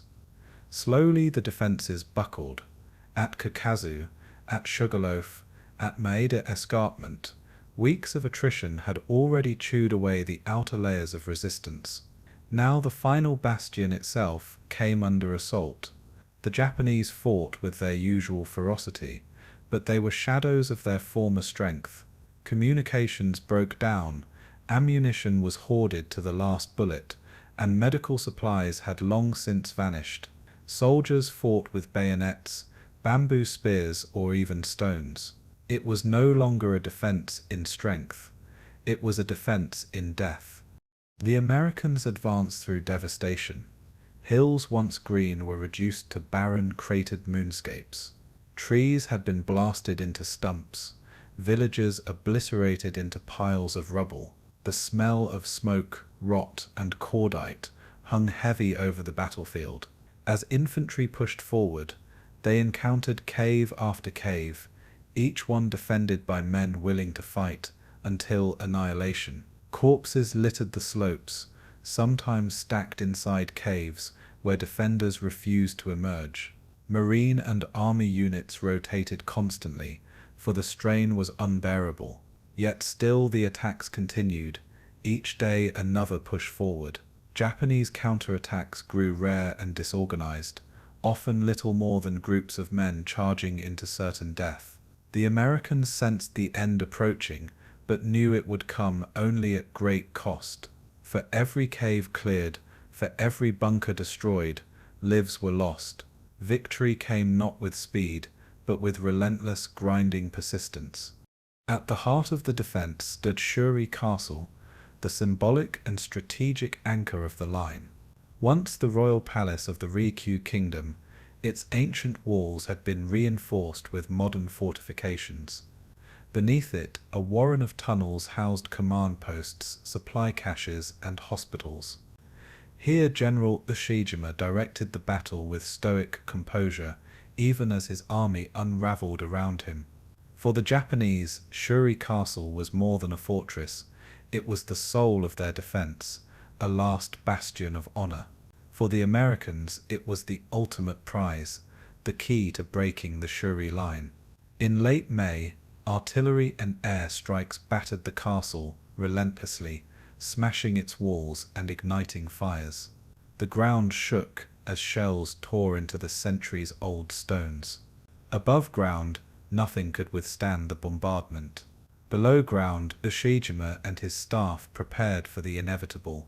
Shuri Castle, symbol of Okinawa, was about to fall.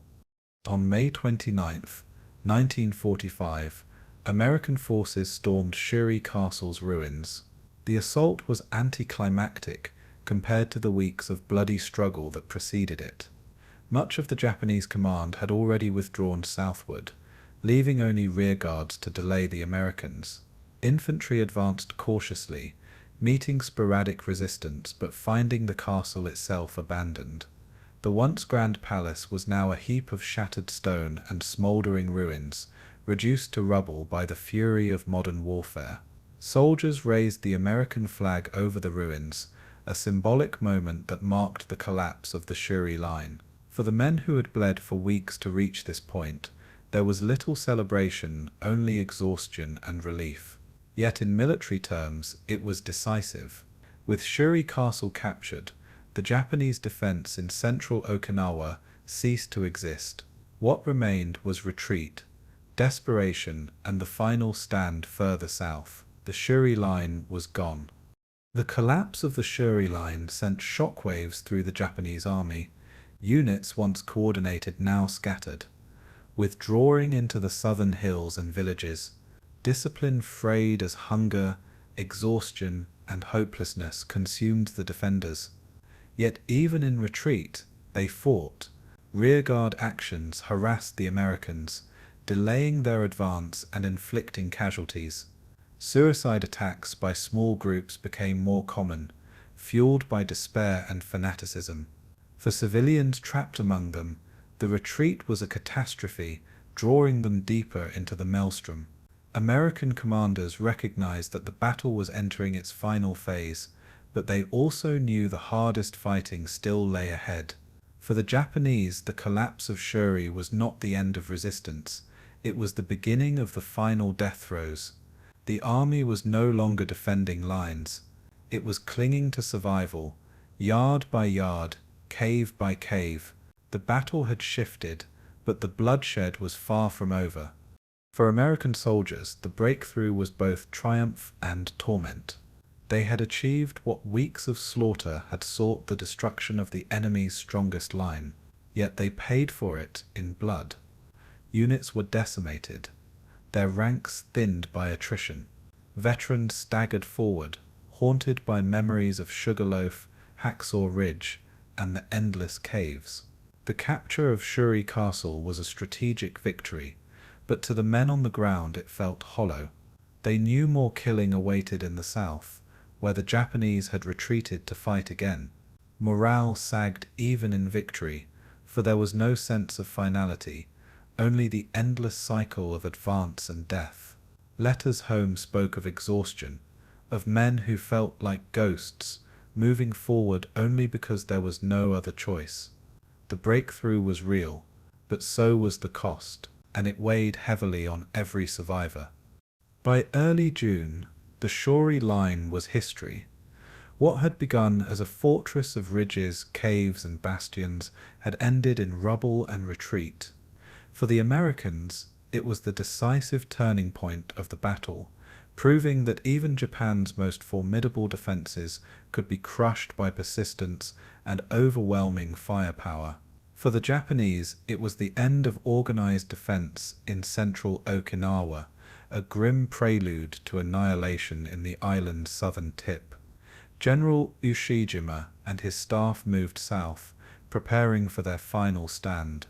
Civilians were swept along with the retreat, dragged into the Crucible once more. The collapse of the Shuri line symbolized the inevitable. Japan could resist, but it could not win. The line had fallen, but at a cost that shocked even the victors. Okinawa was far from over, yet with Shuri gone, the end was no longer in doubt. The fortress had crumbled. With the Shuri line shattered by late May, the remnants of the Japanese 32nd Army withdrew southward, clinging to the island's last ridges and caves. The retreat was not orderly, it was a slow, bloody crawl, marked by constant rearguard actions and collapsing cohesion.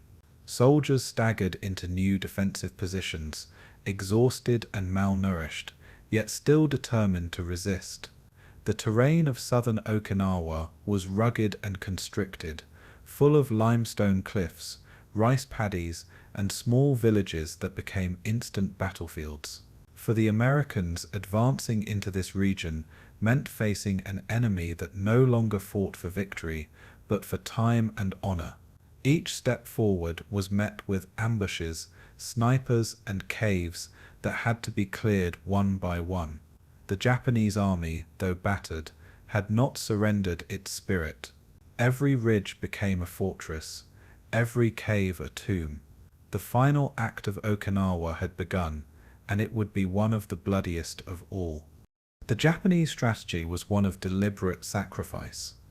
General Mitsuru Ushijima, commander of the 32nd Army, ordered his men to resist to the last in order to delay the Americans and inflict maximum casualties. Colonel Hiromichi Yahara, his chief strategist, urged continued defensive warfare, emphasizing attrition over suicidal offensives. But General Isamu Chu, Ushijima's fiery deputy, pushed for bold, desperate counterattacks, believing honor demanded more than passive defense. The compromise was a blend of both stubborn holding actions combined with occasional futile charges. For soldiers in the field, this meant endless days of hiding in caves, emerging only to fire a few shots or launch ambushes before retreating underground. Ammunition was so scarce that many carried only a handful of rounds. Food supplies dwindled to nothing, and soldiers gnawed on roots, grass, and scraps, scavenged from dead civilians. Starvation and disease became as deadly as American bullets. The South was not only a battlefield, it was a slow death. For American troops, the advance into southern Okinawa was a nightmare of attrition. Artillery and airstrikes pulverized suspected positions, but the Japanese emerged again and again from hidden caves. Infantry units crept forward cautiously, clearing one position at a time, often at bayonet point or with flamethrowers. Engineers blasted cave entrances with satchel charges, sometimes sealing defenders inside alive. The stench of burning flesh and rotting corpses clung to every ridge. Rain returned, turning hillsides into mudslides, and filling foxholes with water. Progress was measured in yards, not miles, and each gain left behind dozens of American dead. Soldiers grew numb to the carnage, their nerves stretched to breaking point. The Japanese seemed less like men and more like phantoms, appearing from the earth and vanishing again into the rock. To advance southward was to fight against the very landscape itself. Every day felt like a descent deeper into hell. By mid-June, the Japanese defense had been compressed into a small pocket at Okinawa's southern tip, near the town of Itamen and the cliffs overlooking the sea.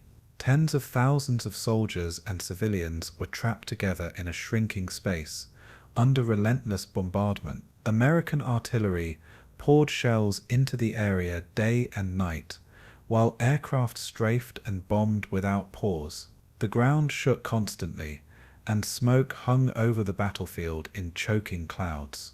Civilians huddled in caves alongside soldiers, suffering the same bombardment and the same starvation. Corpses piled up in the tunnels, spreading disease and despair. Soldiers too weak to fight lay in the mud, awaiting death. Yet even in this hopeless situation, the Japanese refused surrender. They launched desperate nighttime counterattacks, charging into American lines with bayonets, grenades, and even bamboo spears. Few survived these attacks. They were not battles, they were acts of collective suicide. The final days of resistance were marked by chaos and futility. Japanese command posts, once orderly, dissolved into pockets of frantic activity. Runners carried messages through shellfire, but communications broke down almost entirely. Officers exhorted their men to fight on, even as ammunition was reduced to single bullets and grenades. Wounded soldiers begged for mercy killings rather than fall into enemy hands. Entire units dissolved, with survivors scattering into caves or joining civilian refugees in the hope of avoiding capture. Yet the Americans pressed relentlessly, using flamethrowers and explosives to collapse strongpoints. Hills and ridges that once required weeks to capture now fell in hours, as defenders lacked the strength to resist. the once formidable 32nd Army had been reduced to little more than a starving, dying remnant. By June 20th, it was clear to Ushijima and his staff that the end was inevitable. There would be no miracle, only death remained. On the night of June 21st, 1945, General Ushijima gathered his senior staff for the final time. Calm and composed, he thanked them for their service and urged them to surrender their lives with dignity. His deputy, General Cho, prepared for death with fervor, drinking heavily and writing poems of farewell. Colonel Yahara, however, was ordered by Ushijima to survive, to live and tell the story of Okinawa for future generations. It was a rare act of foresight, ensuring that at least one senior officer could explain the defense to history. After midnight, Ushijima and Cho withdrew to a quiet area near Mabuni, beneath the cliffs of Okinawa's southern coast. There, under the moonlight, they prepared for ritual suicide. Both men donned their uniforms, composed their final words, and awaited the appointed moment. Even as shells thundered in the distance, they clung to the traditions of Bushido. Their end would mirror Japan's collapse, solemn, tragic, and inevitable. In the early hours of June 22nd, General Mitsuru Ushijima knelt beside his deputy, General Isamu Cho. With his sword in hand, he performed the ritual act of seppuku, cutting his abdomen as Cho stood by as his second, ready to complete the rite. Cho, too, prepared himself, following his commander into death with fervent loyalty. Their suicides marked the symbolic end of the Japanese defense of Okinawa. At dawn, American patrols found their bodies near the cliffs, laid out with dignity despite the chaos surrounding them. For the Japanese soldiers who remained, their commander's death signaled that the battle was over. Isolated pockets fought on for days, but the organized defense of Okinawa had ceased. The last act of the 32nd Army was one of ritual honor, even as its soldiers and civilians perished in hopeless futility. Ushijima and Cho died as they had lived, bound by duty, consumed by war. The final Japanese stand at Okinawa was a tragedy of unimaginable scale. Tens of thousands of soldiers died in the last weeks, not in triumph but in collapse. Civilians were swept into the maelstrom, their lives extinguished by shellfire, starvation, and despair.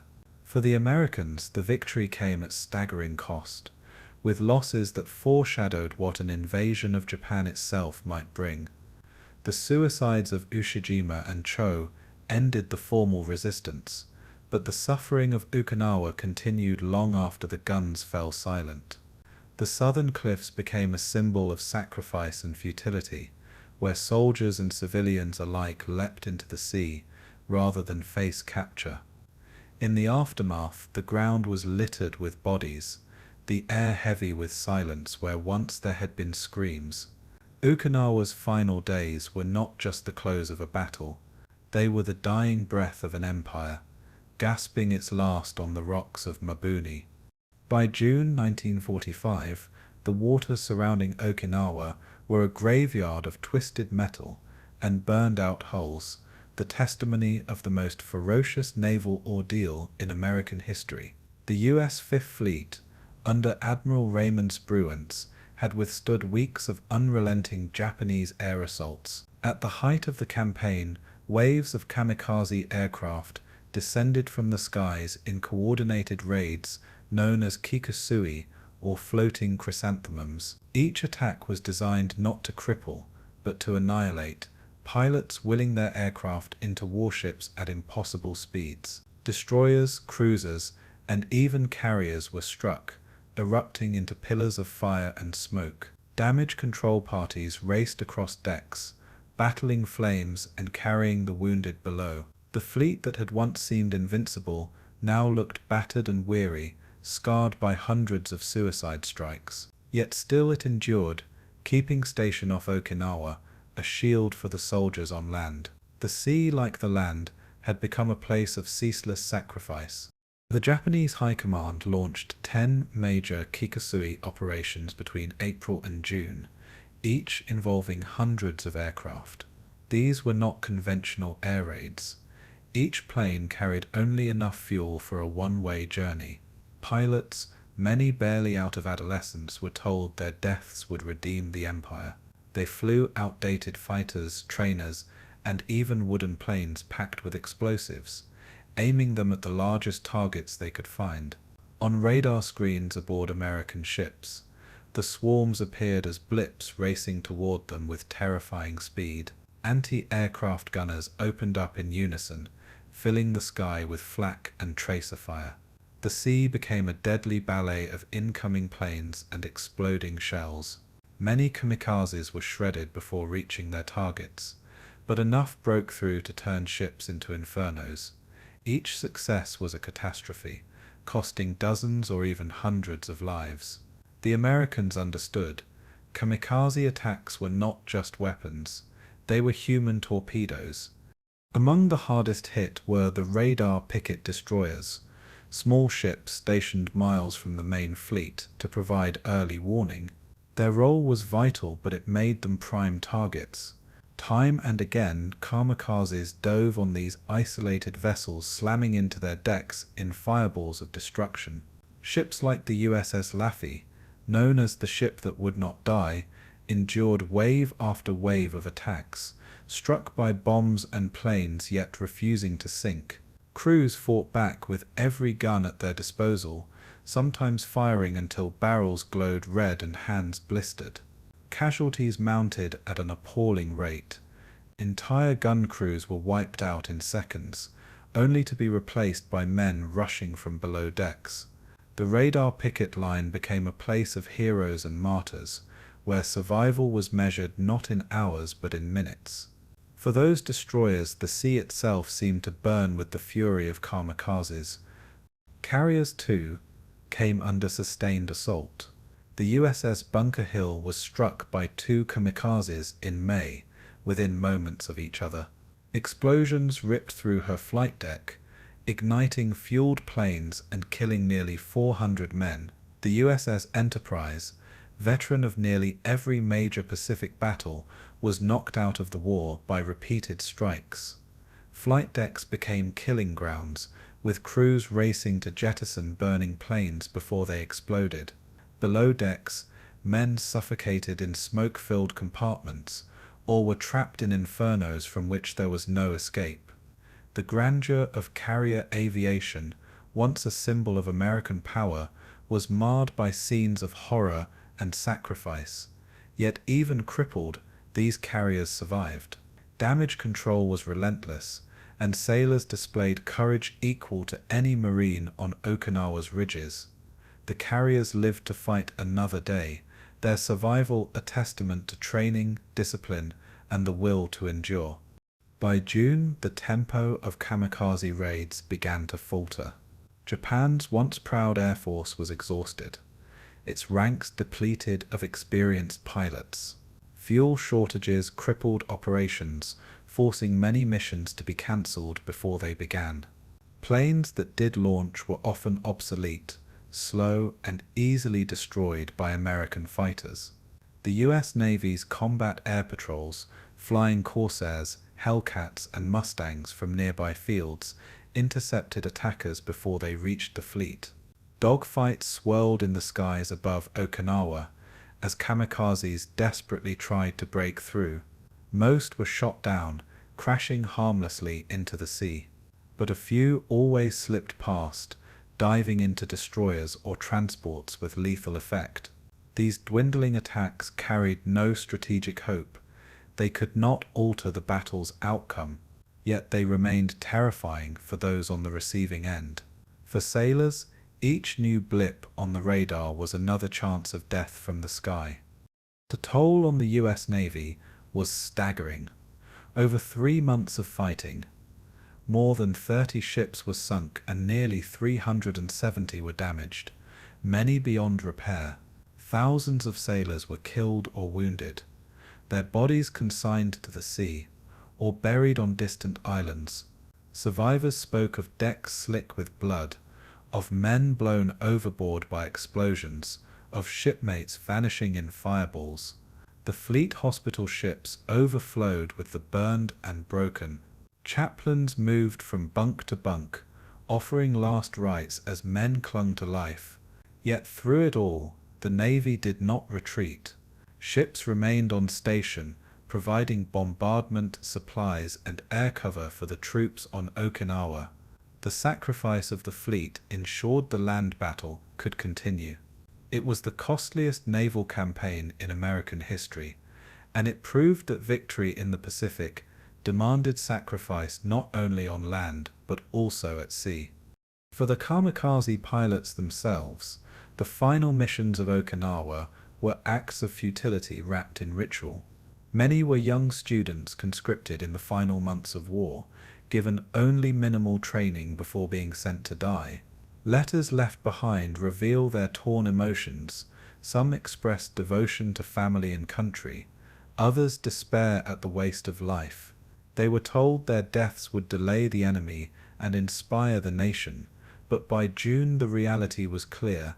Their sacrifice brought only hours, not salvation. American sailors who witnessed the attacks often felt a grim mixture of hatred and pity. To face death in such a manner was both terrifying and tragic.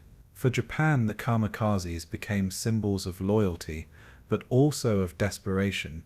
By Okinawa's end, even this weapon was spent. The skies that had once thundered with sacrifice grew quiet, leaving only wreckage floating on the waves. The naval ordeal of Okinawa revealed the true desperation of Japan's final defense. Kamikaze strikes inflicted pain, terror, and immense casualties, but they could not alter the course of the war. The US fleet, battered and scarred, remained unbroken. For sailors who survived, Okinawa was remembered as the most terrifying chapter of their lives, where death fell from the sky without warning. For historians, it became the proof that an invasion of Japan would have been catastrophic, with even greater suicide attacks awaiting offshore. By late June, as the last kamikaze missions faltered, the strategy had run its course. Japan had spent its pilots, its planes, and its hope in a storm of fire. The sea around Okinawa was littered with wreckage and stained with sacrifice, a watery cemetery for men of both nations. The kamikaze's last breath had been exhaled. The war, however, was not yet finished. On the morning of June 22nd, 1945, thunder no longer echoed across Okinawa's ridges, and the rumble of artillery finally ceased. For 82 days, the island had been a cauldron of unrelenting violence, but now the guns fell silent. The US 10th Army declared the island secure, bringing to a close the bloodiest battle of the Pacific. Soldiers, weary and mud-stained, looked across landscapes reduced to rubble, scarcely able to comprehend that it was finally over. Smoke still rose from shattered villages, and the smell of death hung heavy in the humid air. The silence itself felt strange, almost unnatural. After weeks of constant bombardment, men sat in foxholes in disbelief, asking each other if it was truly finished. Official communiques confirmed what they had scarcely dared hope: the island was theirs. The Battle of Okinawa at last was over. Victory had been declared, but the cost was almost beyond belief. For the Americans, the campaign had demanded sacrifices unprecedented in the Pacific theater. The US 10th Army had suffered over 49,000 casualties, including more than 12,500 dead. Entire units had been ground down to shadows of themselves, their ranks thinned by weeks of attrition. Hospitals overflowed with the wounded, many scarred for life by burns, shrapnel, or psychological trauma. Chaplains presided over rows of makeshift graves, where helmets and rifles stood as lonely markers. Commanders like Buckner and Easy Company privates alike lay side by side in Okinawa's soil. Survivors wept for comrades lost, their victory muted by grief. The Navy's toll was equally severe, with thousands of sailors killed in kamikaze strikes. Okinawa had been a joint effort, but the pain was shared equally by Army, Marine, and Navy alike. Each service left part of itself on the island. The price of victory was staggering. For the Japanese, the cost was even greater. Out of an estimated 100,000 to 110,000 troops committed to the defense, nearly all were killed. Many died in combat, but thousands took their own lives. Unwilling to surrender in defeat, the once proud 32nd Army ceased to exist. Its commanders dead by ritual suicide, its soldiers annihilated in caves and trenches. Villages were reduced to ash, their defenders buried beneath bombardments that lasted for weeks. In the south, the ground was littered with corpses, so many that burial was impossible. Survivors described fields where the dead lay in rows, uncollected, their bodies mingling with the ruins of homes. The Japanese defense had fought with grim determination, but in the end it was annihilation, not victory, that awaited them. Okinawa had been their last line before Japan itself, and it had been obliterated. Caught between the two armies, Okinawa's civilians suffered more than either side. By battle's end, an estimated 100,000 civilians were dead, fully 1/3 of the island's pre-war population. Entire families were wiped out in mass suicides, driven by propaganda and fear. Others perished in bombardments that flattened their homes, or in starvation as crops and livestock vanished in the maelstrom. Children died in caves beside their parents, while the elderly wasted away with no medicine or food. Those who survived emerged gaunt, traumatized, and homeless. Villages had been obliterated, farmland destroyed, and schools and temples turned into ruins. The Okinawan people had endured not just a battle, but a near extermination of their way of life. When victory was declared, they did not celebrate, they mourned. For them, Okinawa was not triumph, it was tragedy. The devastation of the island was nearly total. Once lush hillsides were stripped bare, pitted with shell craters and scorched by fire. Rice paddies were churned into mud by tank treads, their waters filled with debris and corpses. Roads had been blasted apart, bridges collapsed, and villages reduced to piles of rubble and charred wood. The ancient Shuri castle lay in ruins, its centuries of history reduced to smoking stone. The beaches, once scenes of invasion, now stood littered with wreckage of ships and landing craft. Even the air seemed poisoned by months of smoke and decay. Okinawa was no longer recognizable as the island it had been in March 1945. It had been transformed into a wasteland. For soldiers who walked its fields, the devastation was a constant reminder of what had been sacrificed and what had been lost forever. As news of victory spread, reactions were complex. For American soldiers, there was relief, but little joy. Too many friends had fallen, and too much horror had been endured. Some sat silently, staring at the ground, too exhausted to feel anything. Others wrote letters home, trying to explain the unexplainable.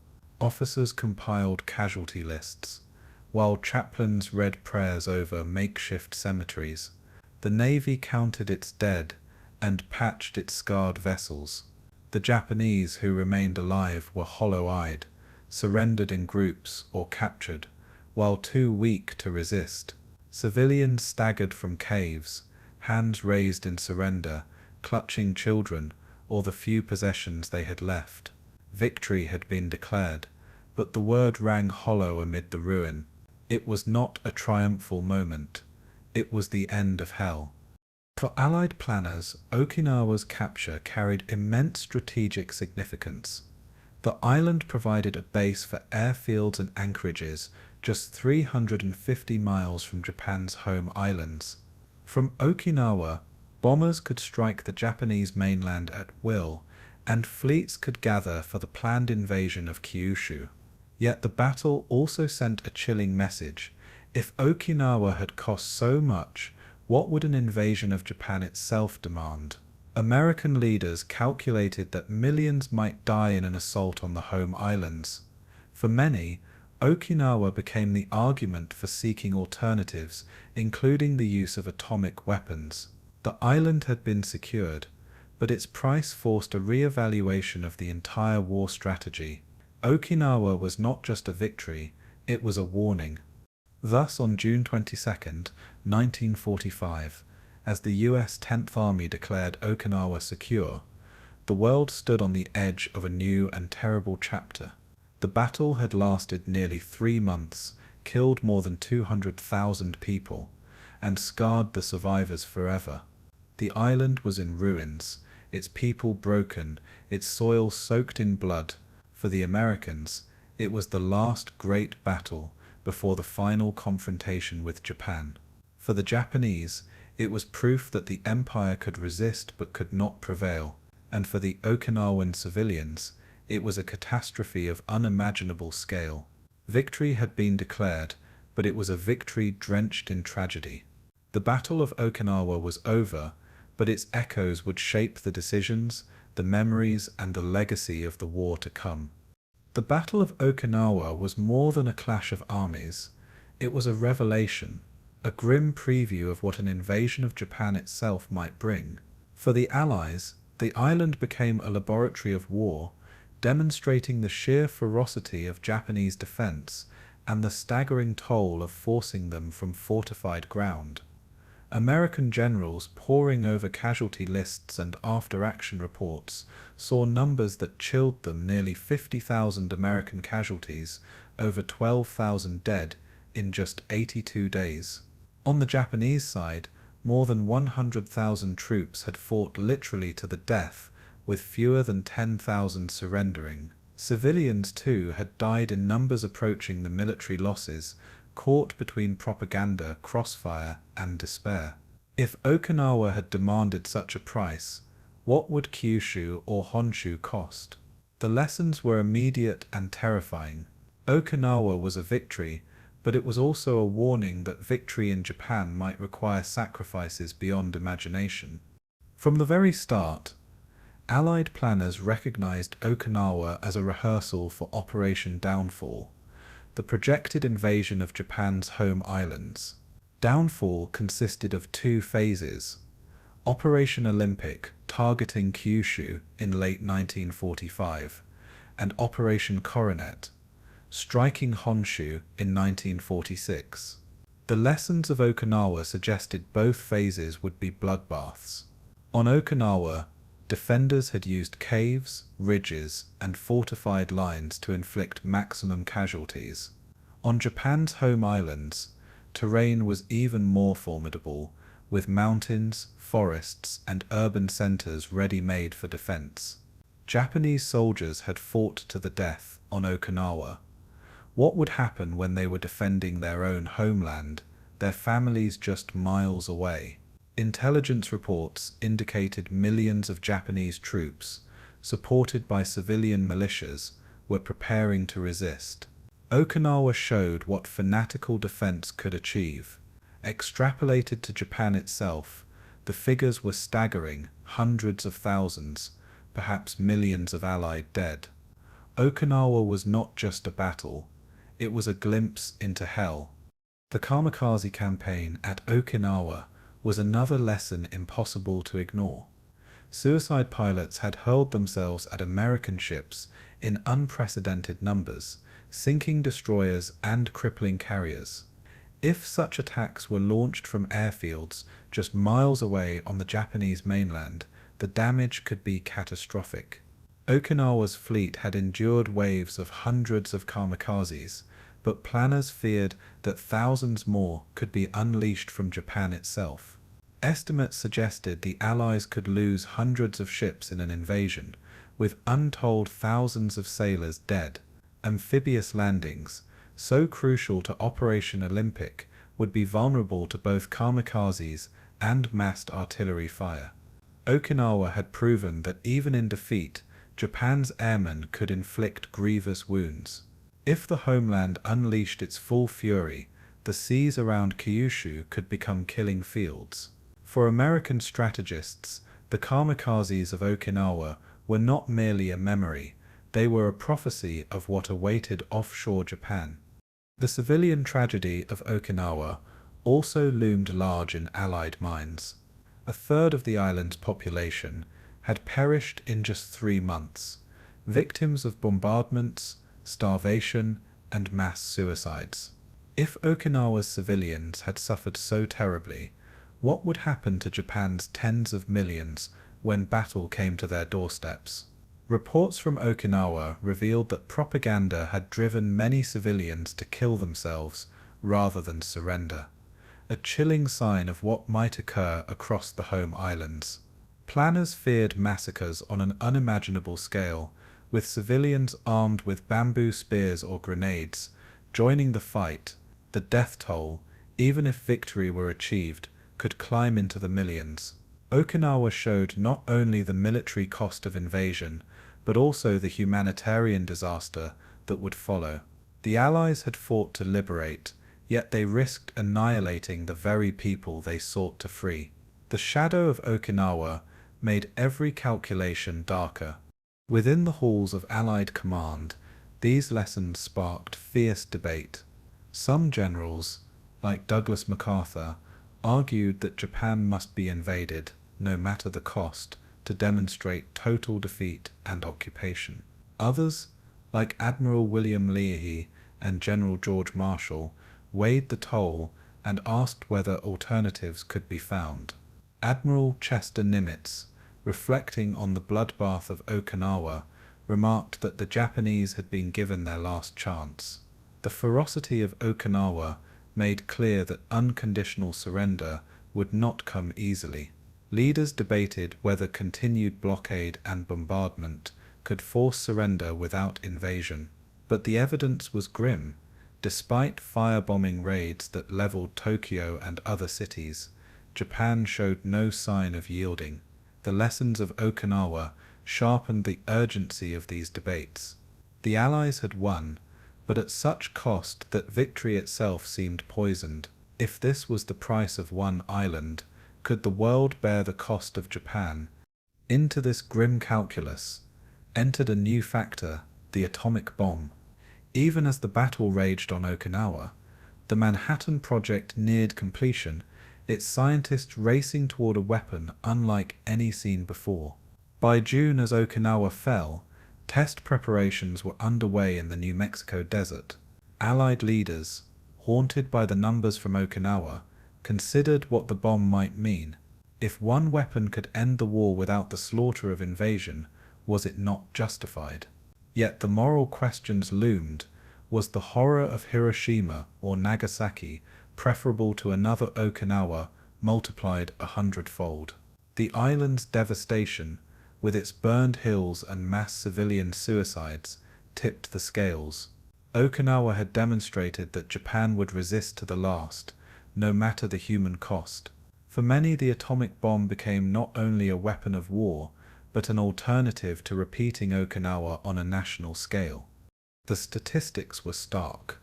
Military planners estimated that invading Kyushu could cost between 250,000 and 500,000 Allied casualties, with Japanese losses reaching into the millions.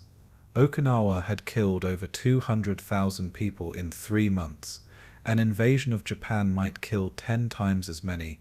These numbers haunted President Harry Truman and his advisors in the summer of 1945. Each figure was a ghost, a projection of suffering that Okinawa made all too real to many in Washington. The lesson of Okinawa was not that invasion was impossible, it was that it was unacceptable. The battle had shown the limits of conventional warfare against an enemy unwilling to surrender. It was the last great argument against invasion, the final proof that a different solution must be found. And so Okinawa's legacy became inseparable from the decision that would follow. The shadow of its dead stretched all the way to Hiroshima. Thus, the lessons of Okinawa went far beyond the island itself. They shaped Allied planning, hardened resolve, and altered the course of history. The battle revealed the terrible cost of Japanese resistance, the ferocity of kamikaze attacks, the vulnerability of civilians, and the limits of conventional assault. It also provided the final push toward the use of atomic weapons, as leaders sought a way to end the war without repeating the carnage of Okinawa across the Japanese homeland. For soldiers who fought there, the island became both a triumph and a trauma, a memory of victory steeped in grief. For strategists, it was a warning written in blood, and for the world it was the prelude to the most fateful decision of the 20th century. Okinawa had ended, but its lessons reverberated from Tokyo to Washington. The island's sacrifice was not forgotten. It was transmuted into history's most consequential choice. The Battle of Okinawa did not end on June 22nd, 1945. Its echoes have carried across generations, shaping memory, identity, and historical debate. For Americans, Okinawa became a symbol of courage and sacrifice, the final stepping stone to victory in the Pacific. For the Japanese, it was a story of tragic loss, where soldiers and civilians perished in staggering numbers. And for the Okinawan people themselves, it was an apocalypse that scarred their land and culture forever. The legacy of Okinawa is not simple. It is layered with pride, grief, and controversy. The ridges, caves, and cliffs remain silent, witnesses to those 82 days of slaughter. Today, visitors walk among memorials and museums that strive to capture the scale of what happened. Yet the soil beneath still holds the bones of the fallen. Okinawa's memory is as enduring as its scars. For the United States, Okinawa is remembered as a hard-won victory that demonstrated the indomitable spirit of its soldiers, sailors, and Marines. Military historians point to the coordination of land, sea, and air power as proof of America's overwhelming might. Stories of heroism, from flamethrower operators to medics like Desmond Doss, entered the annals of valor. The sacrifice of more than 12,000 Americans killed and nearly 50,000 wounded became part of the collective memory of World War II. Naval veterans remembered Okinawa as the greatest ordeal of their service, a trial by kamikaze fire that tested courage to the limits. For the families who lost loved ones, Okinawa was not a campaign, it was a graveyard far from home. The legacy for America is one of both triumph and trauma, a victory celebrated, but never without remembrance of the cost. The island remains etched into the nation's military conscience. For Japan, the memory of Okinawa is far more complex.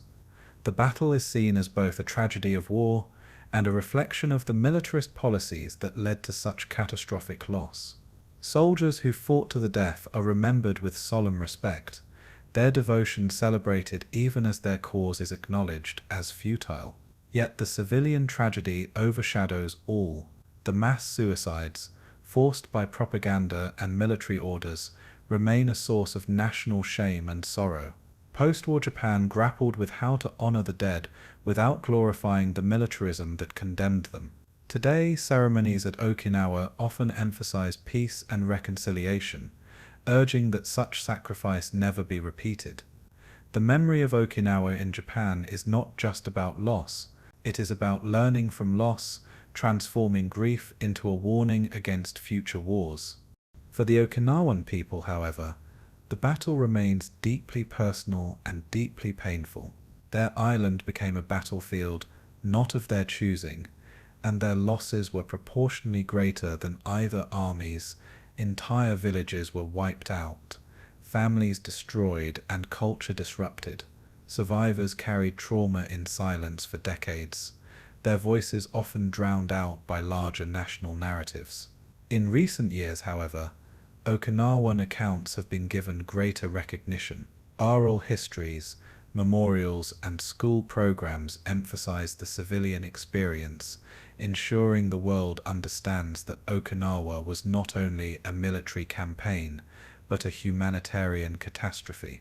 The Peace Memorial Park in Itamen, with its long walls inscribed with the names of all who died, Japanese, American, and Okinawan alike, reflects this commitment to memory.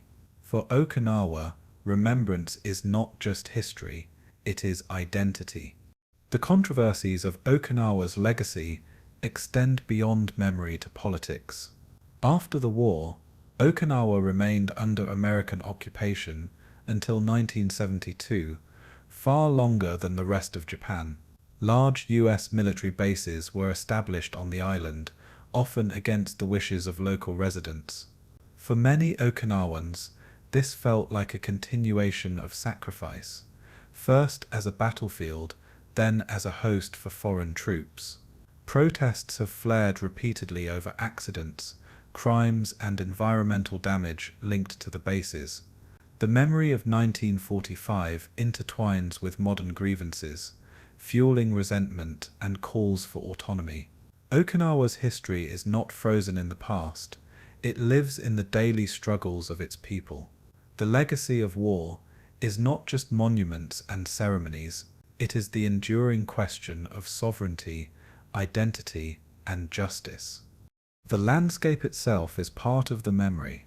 Visitors to Okinawa can still see the cliffs of Mabuni, where Generals Ushijima and Cho committed ritual suicide.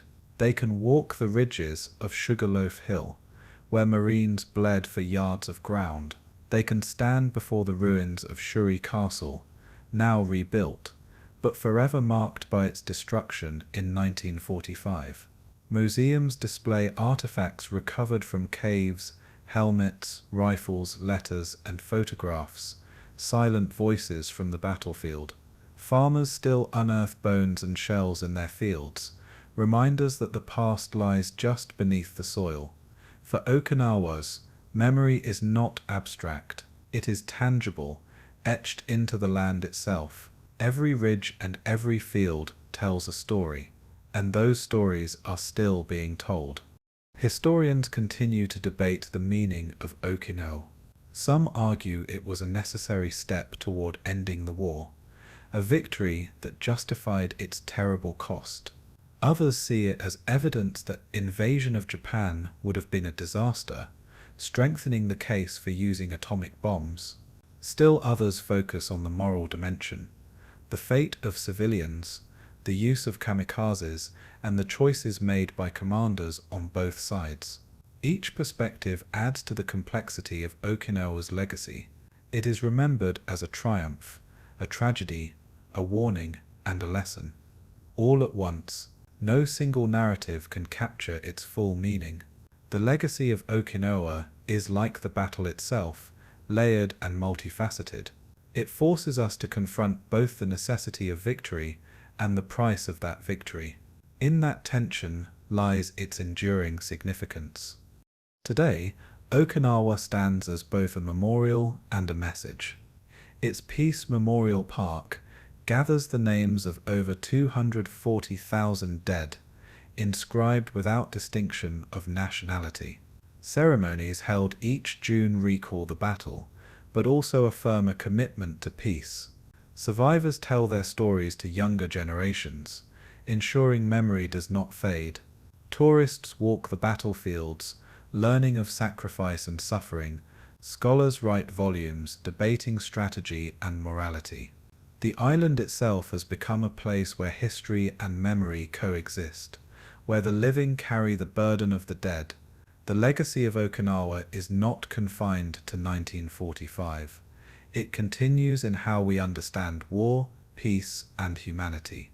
The battle was the bloodiest clash of the Pacific, but its memory has become a call to ensure such tragedy is never repeated. Okinawa is not only a place of loss, it is a place of remembrance, resilience, and hope.